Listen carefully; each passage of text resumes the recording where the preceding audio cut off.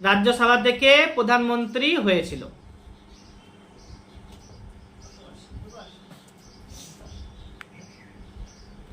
মনমোহন সিং কবার? দুইবারই রাজ্যসভা থেকে হয়েছে। বলতে হবে বেসিক যে ভাগটা আছে পলিটিক্যাল সায়েন্সের, যে ভারতের সংবিধান লেখার জন্য যে গণপরিষদ তৈরি করা হয়েছিল, সেই গণপরিষদ কত সালে তৈরি হয়েছিল?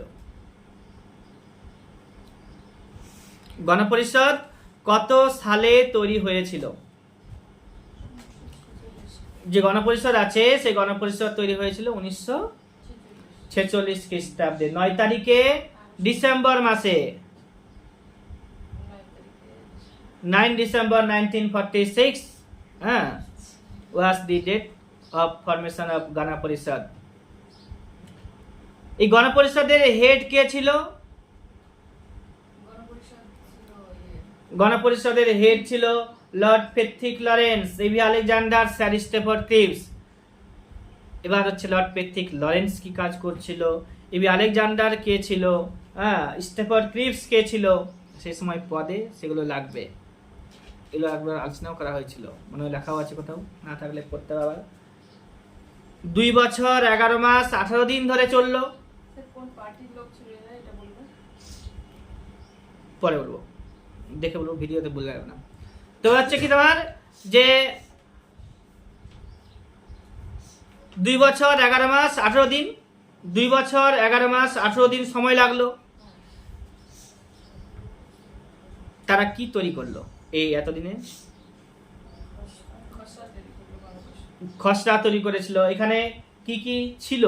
তো হচ্ছে পার্ট, শিডিউল আর হচ্ছে আর্টিকেল, 395টা আর্টিকেল। তারপর হচ্ছে তোমার 8টা শিডিউল, যেটা এখন 12টা রয়েছে। আর্টিকেলের সংখ্যাও বেড়েছে, কিন্তু নাম্বার কি বেড়েছে? তো অনেকের আলোচনা প্রশ্ন ছিল যে 396 কি আছে, 402 কি আছে, 430 কি আছে, 448 অনেকজন বলছে 438 নম্বরে কি আছে, বলতে পারবো, দেখো নি, ঠিক আছে হবে। এই যে গণপরিষদ তৈরি হলো, সেখানে বেশ কিছু কমিটি ছিল, drafting committee, flag committee, union constitution committee, ad hoc committee, national ফ্ল্যাগের উপরে ad hoc committee on national flag. তারপর হচ্ছে union powers committee, provincial constitution committee. এদের হেডগুলোর নাম লাগবে, চেয়ারম্যানগুলোর নাম লাগবে। তো ড্রাফটিং কমিটির চেয়ারম্যান কে ছিল? বলতে থাকো। ড্রাফটিং কমিটির চেয়ারম্যান বল ডক্টর বি.আর. আম্বেদকর। ফ্ল্যাগ কমিটির চেয়ারম্যান কে? আচার্য জে.বি. কৃপালনি। আর হচ্ছে ইউনিয়ন যে কনস্টিটিউশন কমিটি, তারপর হচ্ছে তোমার জওহরলাল নেহরু। আর অ্যাডহক কমিটির চেয়ারম্যান কে ছিল ফ্ল্যাগ, ন্যাশনাল ফ্ল্যাগের উপরে? রাজেন্দ্র প্রসাদ। ইউনিয়ন পাওয়ার্স কমিটির চেয়ারম্যান কে ছিল? নেহরু। আবার হচ্ছে প্রভিন্সিয়াল কনস্টিটিউশন কমিটি, এটা আবার সর্দার বল্লভভাই প্যাটেল। এই 5টা এখানে, 6টা এখানে আছে, খুব সুন্দর করে লেখা হয়েছিল। আরও আছে অনেকগুলো, পড়বে। ন্যাশনাল ফ্ল্যাগের উপরে, ন্যাশনাল ফ্ল্যাগের জন্য বললাম আমি রাজেন্দ্র প্রসাদ, তাই না? Ad hoc committee on national flag. তারপর হচ্ছে এখানে আরও আছে, যেমন হচ্ছে কমিটি, ঠিক আছে, এটা পরে বলবো আবার। এবার হচ্ছে আর্টিকেলের সংখ্যা হচ্ছে 395টা। এই আর্টিকেলগুলো তো আমাদের অন্তত 100 থেকে 150 ঝরঝরা থাকবে, ঠিক আছে? ঝরঝরা। তোমাদেরকেও কাজ দেওয়া থাকছে 1 থেকে 51 এ পর্যন্ত কোনো আর্টিকেল ভুল করা যাবে না। 1 থেকে 51 পর্যন্ত সব জানতে হবে। 1, 2, 3, 4 তোমরা জানি পার্ট 1 এ পড়ছে। টোটাল পার্টের সংখ্যা কত এখন? 25টা। আগে পার্ট ছিল কটা? 20টা। তো 23 নম্বর, 24 নম্বর, 25 নম্বর পার্ট বলে কিছু আছে? বলো, নাই। কারণ ওগুলো যুক্ত হয়েছে, একটা পার্টের সাথে একটা পার্ট যুক্ত হয়ে গেছে। Part 4A, part 9A, part 14A, এরকম আছে অনেকগুলো। 1 থেকে 4 মধ্যে আর্টিকেলে যেগুলো আছে সব ভালো করে পড়তে হবে। এবার হচ্ছে নাগরিকত্ব, এটার উপরে একটা ক্লাস দেবো ভালো করে। আমার কাছে সব নোটস লেখা আছে সুন্দর করে। নাগরিকত্ব যেটা আছে সিটিজেনশিপ, এখানে আর্টিকেলের সংখ্যা কত? বলে 5 থেকে 11। এখানে 5 থেকে 11 না, একটু জানতেই হয়। 11 নম্বরটা খুব ইজি, কারণ এখানে নাগরিক কে হবে না হবে, কি ক্রাইটেরিয়া থাকবে না থাকবে, সেটা শুধুমাত্র পার্লামেন্টে ডিসাইড করবে। আর হচ্ছে 10 নম্বরে হচ্ছে নাগরিক অধিকার সংক্রান্ত বিভিন্ন বিষয়গুলো আছে। 10, 11 ইজি, এগুলো জিজ্ঞাসা করে না, জিজ্ঞাসা করে সব থেকে বেশি 6 থেকে 9 পর্যন্ত, 6, 7, 8, 9। 6 নম্বরে কি আছে, যে সমস্ত ব্যক্তি পাকিস্তান থেকে ভারতে এসেছে তাদের সম্পর্কে আলোচনা করা হয়েছে। আবার যে সমস্ত ব্যক্তি কি হয়েছে 7 নম্বরে, যে পাকিস্তানে বসবাস করছে কিন্তু ভারতীয়, তাদের নাগরিকত্ব প্রদান সংক্রান্ত ব্যবস্থাপনা। 8 এনআরআই দিয়ে কথা বলা হয়েছে। আর 9 বলা হয়েছে যদি কোনো দেশ মানে নাগরিক বিদেশ, যদি কোনো দেশে মানে ভারতীয় নাগরিকরা তাদের সেই দেশ নাগরিকত্ব গ্রহণ করে নেয় তাহলে সে আর ভারতীয় নাগরিক থাকবে না। তো ইজি, মুখস্থ করাটাও ইজি। তাহলে হচ্ছে 6 থেকে 9 পর্যন্ত আমাদের খুবই ইজি। 6 হচ্ছে পাকিস্তান থেকে ভারতে এসেছে, যা ভারতীয় পাকিস্তানে বসবাস করছে। তারপরে একটা হচ্ছে এনআরআই, তারপর একটা কি জানো, বিদেশে নাগরিকত্ব গ্রহণ করলে তুমি আর ভারতীয় থাকবে না নাগরিক হিসেবে।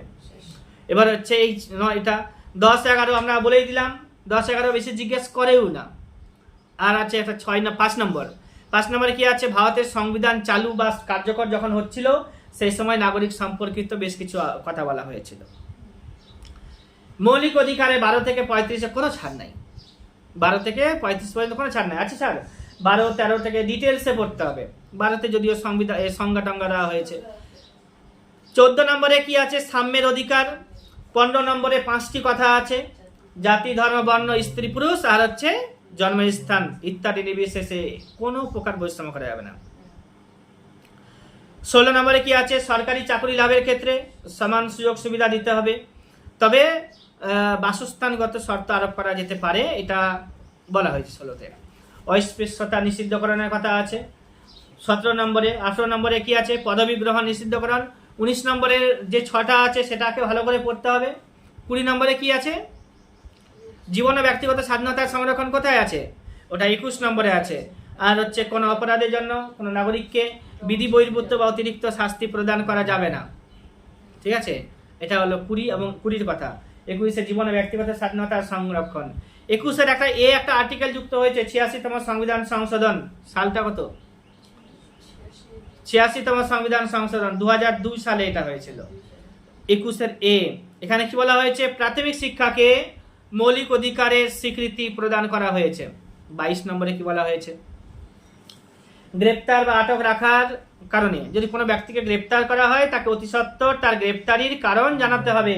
23 নম্বরে কি বলা হয়েছে, বিভিন্ন ধরনের তোমার হচ্ছে ট্রাফিকিং এর কথা বলা হয়েছে। হ্যাঁ, এবার হচ্ছে 24 নম্বরে আছে কি, এটাও শোষণের বিরুদ্ধে অধিকার আছে না, 23, 24 তো শোষণের বিরুদ্ধে অধিকার। এবার হচ্ছে এখানে কি বলা হয়েছে, যে তোমার 14 বছরের কম বয়স্ক শিশুদেরকে কলকারখানা, খনি বা অন্যান্য কোনো বিপজ্জনক কাজে নিয়োগ করা যাবে না, ঠিক আছে। 25 থেকে 28 হচ্ছে ধর্মীয় স্বাধীনতার সংরক্ষণ। 25 নম্বরে কি আছে, 26 ধর্ম সম্পর্কে যে থাকবে অপশন সে মারবে, পড়ে নিতে হবে ভালো করে, যে সকল ব্যক্তি বিবেকের স্বাধীনতা অনুসারে তাদের ধর্ম প্রচার করবে। 26 নম্বরে কি বলা হয়েছে, যে না ধর্মীয় সংগঠন এগুলো সব হচ্ছে 26-এ, কিন্তু ধর্মাচরণ করবে, ধর্ম স্বীকার করবে, আমি ধর্ম পালন করছি, সেটা 25-এ। আর হচ্ছে 27 নম্বরে কেউ জোর করে তোমার কাছ থেকে চাঁদা নিয়ে যেতে পারবে না, এটা 27-এ। 28-এ কি আছে, শিক্ষা প্রতিষ্ঠান বা ধর্মীয় শিক্ষার ক্লাসে, শিক্ষা প্রতিষ্ঠানে বা ধর্মীয় শিক্ষার ক্লাসে ছাত্রদের অংশগ্রহণের বিষয়টি তাদের ইচ্ছাধীন। 29-30-এ কি আছে, হ্যাঁ 29-এ রয়েছে তোমার কি সংখ্যালঘুদের সম্পর্কে আলোচনা করা হয়েছে। 29-এ হচ্ছে সংখ্যালঘু নাগরিকদের স্বার্থ সংরক্ষণের বিষয়। আর হচ্ছে 30-এ কি আছে, তারা প্রতিষ্ঠান তৈরি করতে হবে, ইনস্টিটিউশন তৈরি করতে পারবে সেগুলোকে বিশেষ করে পরিচালনা করার জন্য। এবার হচ্ছে 31 নম্বর এখন নাই। 32 নম্বরে রিট জারি করতে পারে সুপ্রিম কোর্ট, 5টি রিট আছে, বন্দি প্রত্যক্ষীকরণ, পরমাদেশ, প্রতিষেধ, অধিকার, পৃচ্ছা, উৎপ্রেষণ, এই টার্মগুলোর সাথে ভালো করে পরিচিতি হতে হবে। হ্যাঁ, বন্দি প্রত্যক্ষীকরণ মানে কি, তারপর হচ্ছে কোয়ারেন্টো যেটা বলা হয়, হিবিয়াস কর্পাস মানে হচ্ছে বন্দি প্রত্যক্ষীকরণ, কোয়ারেন্টো হচ্ছে কোন অধিকারে, ঠিক আছে। আজকে জিজ্ঞাসা করা হয়েছে স্কুল সার্ভিস তারা মানে ঠিক আছে, ওদেরকে জিজ্ঞাসা করছে কোন অধিকারে তোমরা, সুপ্রিম কোর্ট জিজ্ঞাসা করবে 32 নম্বর ধারাতে, কোন অধিকারে তোমরা চাকরিতে এতদিন বহাল ছিলে, ঠিক আছে, তখন অধিকারটা দেখাতে হবে যে আমি এই অধিকারে ছিলাম, ওই অধিকারে ছিলাম। 33, 34, 35 অত বেশি রাখছে না, মাইনা কমই আছে। এবার হচ্ছে তোমার কি নির্দেশমূলক নীতি যেটা আছে না, খুব ভালো করে পড়বে। নির্দেশমূলক নীতিতে যে 40 নম্বর আর্টিকেলটা আছে সেটা খুব ভালো করে পড়াম। 40 নম্বরে হচ্ছে কি পঞ্চায়েতের গঠন। 36 থেকে 51 নম্বর যে ধারাগুলো আছে সেগুলো ডিপিএসপি সম্পর্কে সাথে যুক্ত। তাহলে হচ্ছে কি পার্ট 1-এ কি বলেছে জানো? পার্ট 1-এ তোমার বললো কি, বলে দাও, ভারত ও তার ভূখণ্ড। পার্ট 2-তে কি বলেছে? সিটিজেনশিপ মানে নাগরিকত্ব। এইটুকুটাই জিজ্ঞাসা করে পরীক্ষাতে যে পার্ট 3-তে কি আছে, পার্ট 4-এ কি আছে, আমরা ওটা পারি না। পার্ট 3-তে কি আছে বলো? মৌলিক অধিকার, ফান্ডামেন্টাল রাইট। ফান্ডামেন্টাল রাইট সম্পর্কে ছোট্ট করে ভিডিও দিয়ে দেবো 3-4 মিনিটের, পুরোটা ক্লিয়ার হয়ে যাবে। যে হচ্ছে ফান্ডামেন্টাল রাইট, এটার জন্য তুমি সুপ্রিম কোর্টে, হাইকোর্টে যেতে পারবে। ডিপিএসপির জন্য তুমি সুপ্রিম কোর্টে, হাইকোর্টে যেতে পারবে না, কারণ নন জাস্টিসেবল আছে। ডিপিএসপি কোন দেশ থেকে নিয়েছি, মৌলিক অধিকার কোন দেশ থেকে নিয়েছি, ঠিক আছে, আমরা কোন কোন মৌলিক অধিকার ভোগ করতে পারি, আর্টিকেলগুলো পড়লেই পেয়ে যাবো আমরা করতে।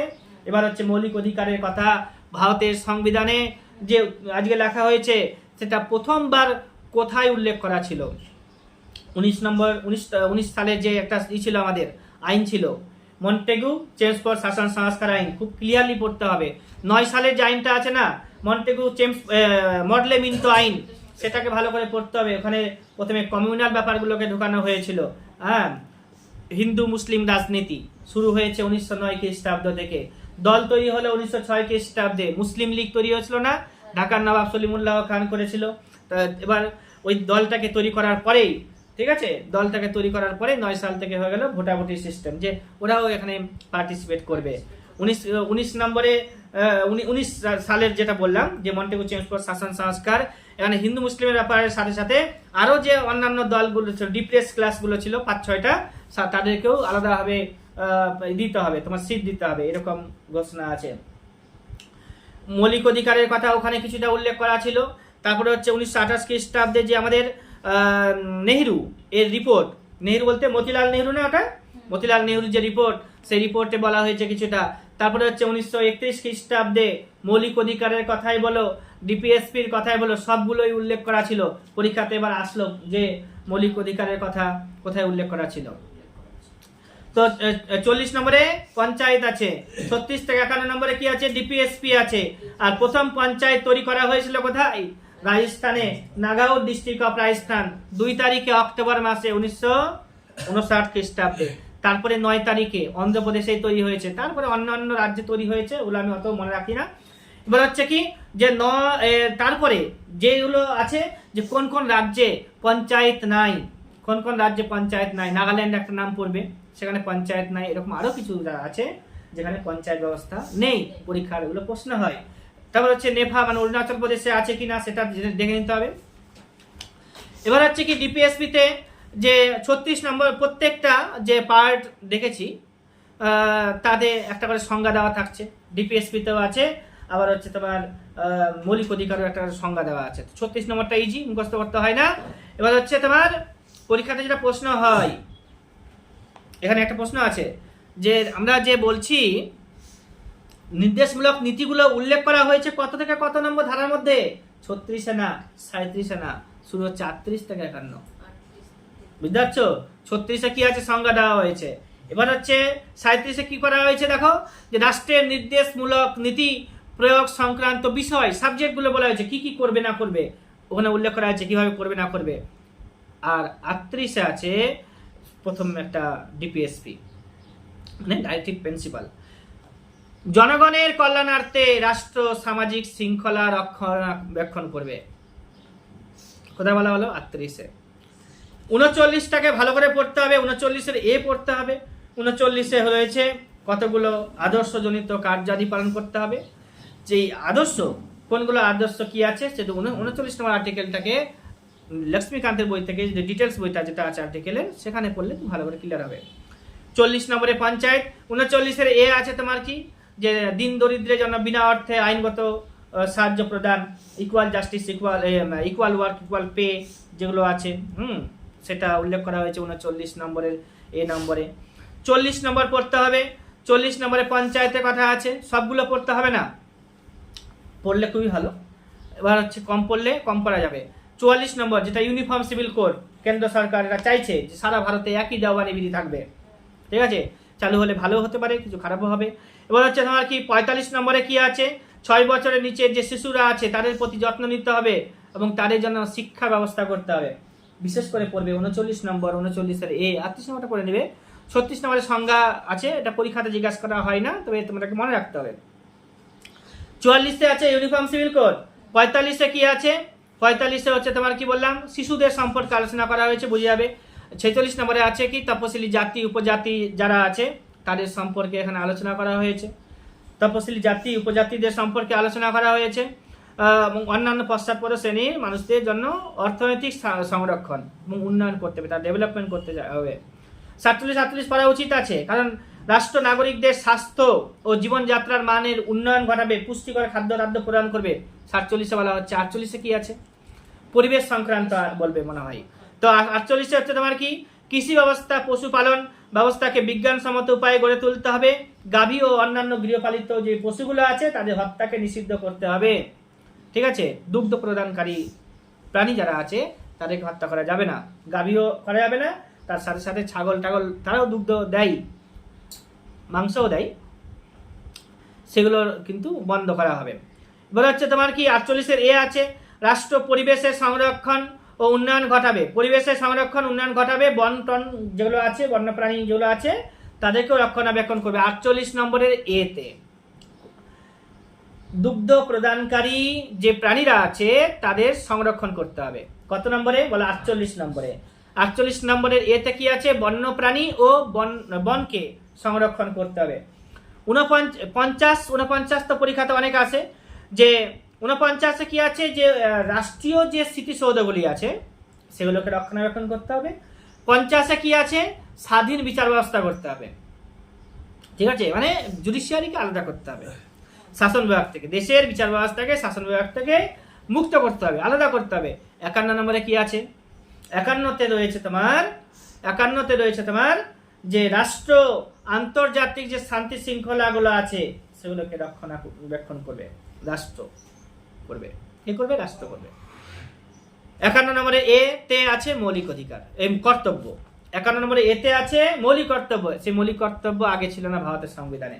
সরণ সিং কমিটির সুপারিশে 1942 খ্রিস্টাব্দে 1976 খ্রিস্টাব্দে 42তম সংবিধান সংশোধনের মাধ্যমে মৌলিক কর্তব্যগুলোকে যুক্ত করা হয়েছে 10টা।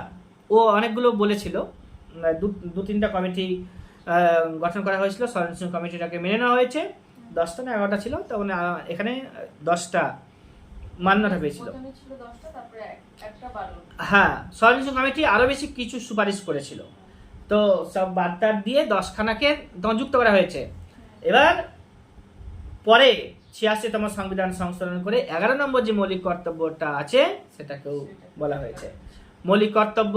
এর উপরে আমি এর আগে নোটস দিয়েছি, না থাকতে গেলে এই বইও আছে। তারপরে হচ্ছে তোমার এখানে নোটসে লেখা আছে হয়তো, আর হচ্ছে লক্ষ্মীকান্ত পড়েই আছে, পড়ে নিতে হবে ভালো করে। এবার হচ্ছে তোমার কি পার্ট 1, পার্ট 2, পার্ট 3, পার্ট 4 পরে চলে গেল। এবার হচ্ছে এটা মৌলিক কর্তব্য পার্ট 5 না পার্ট 4A, পার্ট 4A আর 51A আর্টিকেল পরীক্ষাতে মেন্সে জিজ্ঞাসা করেছে 2019 সালে, হয়তো দেখবে মেন্স পরীক্ষাতে প্রশ্ন যে মৌলিক কর্তব্য কত নম্বর আর্টিকেলে আছে। ঠিক আছে, 51A মানে কোথায় রয়েছে যদি বলে 51A পার্ট 4A।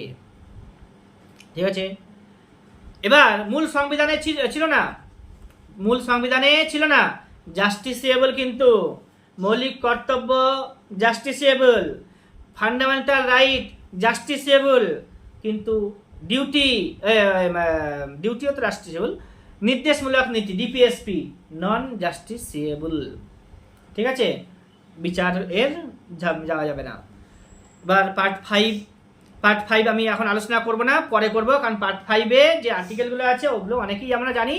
52 থেকে শুরু করব, কত যাব বলো তো, সেদিনই বললাম পার্ট 5 হচ্ছে 52 থেকে শুরু করে 123 পর্যন্ত, না 23 না 47 পর্যন্ত, 147 না 47 কোথায়, 48, 49, 50, 51 পর্যন্ত। 52 থেকে শুরু করে 151 পর্যন্ত হচ্ছে পার্ট 5। পার্ট 6 সেদিনই বলেছিলাম, পার্ট 6 হচ্ছে তোমার 152 থেকে 237 পর্যন্ত বলেছিলাম না, 237 পর্যন্ত হচ্ছে 237 পর্যন্ত হচ্ছে পার্ট 6। 238 নম্বর আর্টিকেল যেটা আছে ওটাকে বাদ দেওয়া হয়েছে, আর হচ্ছে তার 238 নম্বরটাকে বাতিল করা হয়েছে, সেটা বলেছিলাম যে পার্ট 7টাকে বাতিল করা হয়েছে। এরকম অনেক গল্প আছে, ওটা আমি আবার আস্তে আস্তে স্লোলি বলতে থাকবো। তো হচ্ছে একটু বলে দিই যে প্রথম পঞ্চায়েত কোথায় বললাম, বলে রাজস্থানে। দ্বিতীয়বারে কোথায় বললাম, অন্ধ্রপ্রদেশে বলেছি। কোথায় নাই বললাম, নাগাল্যান্ড নাই বললাম। 40 নম্বর আর্টিকেলে কি বলেছি, পঞ্চায়েত আছে। 36 থেকে 51 কি বলে বলো, ডিপিএসপি বলে। এবার হচ্ছে ভারতের প্রথম, না ওটা রাখবে না, মৌলিক কর্তব্য বর্তমানে কতগুলো আছে, 11টি আছে। আগে কত ছিল, 10টি। মূল সংবিধানে কতগুলো ছিল বলো, 10টি। বলো 10টি, বলো 10টি ছিল না। ঠিক আছে, মূল সংবিধানে মৌলিক কর্তব্য ছিল না। প্রথম আসলো কবে, 1976 খ্রিস্টাব্দে। কত নম্বর সংবিধান সংশোধন করে, 42তম সংবিধান সংশোধন করে। বর্তমানে কটি আছে, 11টি। 1976 খ্রিস্টাব্দে কত ছিল বলো, 10টি। এবার হচ্ছে কোন কমিটির সুপারিশে, শরণ সিং কমিটির সুপারিশে। ঠিক আছে, শরণ সিং কমিটির সুপারিশে মৌলিক কর্তব্যগুলোকে যুক্ত করা হয়েছে। আর 1951 সালে, 1947 সালে যে সংবিধান, না 1949 খ্রিস্টাব্দে যে গৃহীত হলো, সেই সময় কি ছিল, মানে কতগুলো ছিল মৌলিক কর্তব্য, একটিও না। ঠিক আছে, ছিল না। এরকমই আছে 1976 খ্রিস্টাব্দে 42তম সংবিধান সংশোধনের মাধ্যমে মৌলিক কর্তব্য অন্তর্ভুক্ত হয়েছে। 86তম সংবিধান সংশোধন 2002 সালে মৌলিক কর্তব্যকে অন্তর্ভুক্ত করা হয়েছে। এবার হচ্ছে ডিপিএসপি, এর পুরো নাম জিজ্ঞাসা করেছে, একবার বলে দাও, directive principle of state policy, DPSP. ঠিক আছে, বাড়িতে গিয়ে 5 বার করে শুনবে ভিডিওটা। এবার হচ্ছে ভারতের সংবিধান নে মোট শিডিউল কটা আছে, ভারতের সংবিধানে মোট শিডিউল কটা আছে, ভারতের সংবিধানে মোট শিডিউলের সংখ্যা হচ্ছে 12টা আছে বর্তমানে, প্রেজেন্টলি বা এট প্রেজেন্ট। আগে ছিল কটা, মৌলিক, না এটা কি শিডিউল না, তপশিল কটা ছিল আগে বলো, 8টা। এখন কটা আছে, 12টা। আগে ছিল কটা, 8টা, এখন হচ্ছে 12টা। এটা তো আমাদের খুব তাড়াতাড়ি মনে থাকছিল, এখনো আছে কি না জানি না। বলো তো পার্ট শিডিউল 1-এ কি আছে, হ্যাঁ শিডিউল 1-এ বলে দাও, তোমরা মুখস্থ করছো না, মুখস্থ করবে। শিডিউল 1-এ হচ্ছে ভারতীয় সংঘের 29টি রাজ্য ও 7টি কেন্দ্র শাসিত অঞ্চল। 29টি রাজ্য, এখন নাই 29টি রাজ্য, এখন হচ্ছে 28টি রাজ্য আছে এবং 8টি কেন্দ্র শাসিত অঞ্চল আছে। কেন্দ্র শাসিত অঞ্চল এবং রাজ্যের নামগুলো যেগুলো আছে ওগুলো খুব তাড়াতাড়ি মনে রাখতে হবে। এখন তোমাদের একটা কাজ থাকবে আরো বেশি, যে 29টি রাজ্য নাম জানি আমরা, 29টি রাজ্যের ক্যাপিটাল জানি, 29টি রাজ্য সম্পর্কে আমরা কিছু না কিছু জানি, কিন্তু এখন আমরা জানি না শুধুমাত্র একটা 29টি রাজ্যের যে মুখ্যমন্ত্রী কে আছে, রাজ্যপাল কে আছে। যদি রেলের পরীক্ষা দিবে, রেলের পরীক্ষা ছাড়ছে নেক্সট জুলাই মাসে হয়তো ছাড়বে কিছু নোটিফিকেশন, তো ছাড়বে, তো অনেকটাই ছাড়বে। ওই পরীক্ষাতে পাস করতে গেলে না সায়েন্সটাকে একটু ভালো করে জানতে হবে। সাথে সাথে 29টি রাজ্য যে আছে, 28টি রাজ্য কেন্দ্রশাসিত অঞ্চলে কে কোথায় গভর্নর, ওইখানকার কারেন্ট অ্যাফেয়ার্সের ব্যাপারে। তারপর হচ্ছে তোমার যে রাজ্যপাল আর হচ্ছে মুখ্যমন্ত্রীর নাম তো অনিবার্য হয়ে মনে রাখতে হবে। এক একটা পরীক্ষায় 2 বা 3 বার। আমি একবার রেলের পরীক্ষা দিয়েছিলাম, সেখানে 3খানা ক্যাপিটাল সিটি পেয়েছিলাম। ঠিক আছে, একটা ফরেন কান্ট্রির ক্যাপিটাল সিটি, গুজরাটের রাজধানীর নাম কি, গান্ধীনগর, সেটা পেয়েছিলাম। আর হচ্ছে এদিকে একটা আছে না ইটানগর, কার, অরুণাচল প্রদেশের। আর ত্রিপুরার আগরতলা। 3-4টা খালি কারেন্ট পেয়েছিলাম, কান্ট্রি ক্যাপিটাল আর হচ্ছে তোমার ক্যাপিটাল সিটি পাস করেছিলাম। পরবর্তীতে ওটাতে আমি পারিনি করতে, দৌড় দিতে পারি। তো হচ্ছে তোমার শিডিউল 1-এ কি বললাম, 28টি রাজ্য, 8টি কেন্দ্রশাসিত অঞ্চল। শিডিউল 2-তে কি আছে বলো তাড়াতাড়ি, বেতন আর ভাতা। কাদের বেতন, রাষ্ট্রপতি, রাজ্যপাল, প্রধান বিচারপতি ও অন্যান্য এক্সিকিউটিভদের বেতন ও ভাতা। ঠিক না, 3-তে কি আছে? শিডিউল নাম্বার 3-তে কি আছে? বিভিন্ন পদবি আর হচ্ছে শপথ বাক্য। শপথ বাক্য। এবার হচ্ছে শিডিউল 4-এ কি আছে জানা বললে? হ্যাঁ, কি আসন বন্টন, রাজ্যসভাতে আসন বন্টন হচ্ছে শিডিউল 4। শিডিউল 5-এ কি আছে? তপশিলি এলাকাভুক্ত যে তপশিলি এলাকার প্রশাসন ও নিয়ন্ত্রণ, আর হচ্ছে অ্যাডমিনিস্ট্রেটিভ ব্যাপারগুলো আছে। 6-এ 4টি রাজ্যের নাম বলা হয়েছে। সেই রাজ্যগুলির নাম কি কি আছে বলো?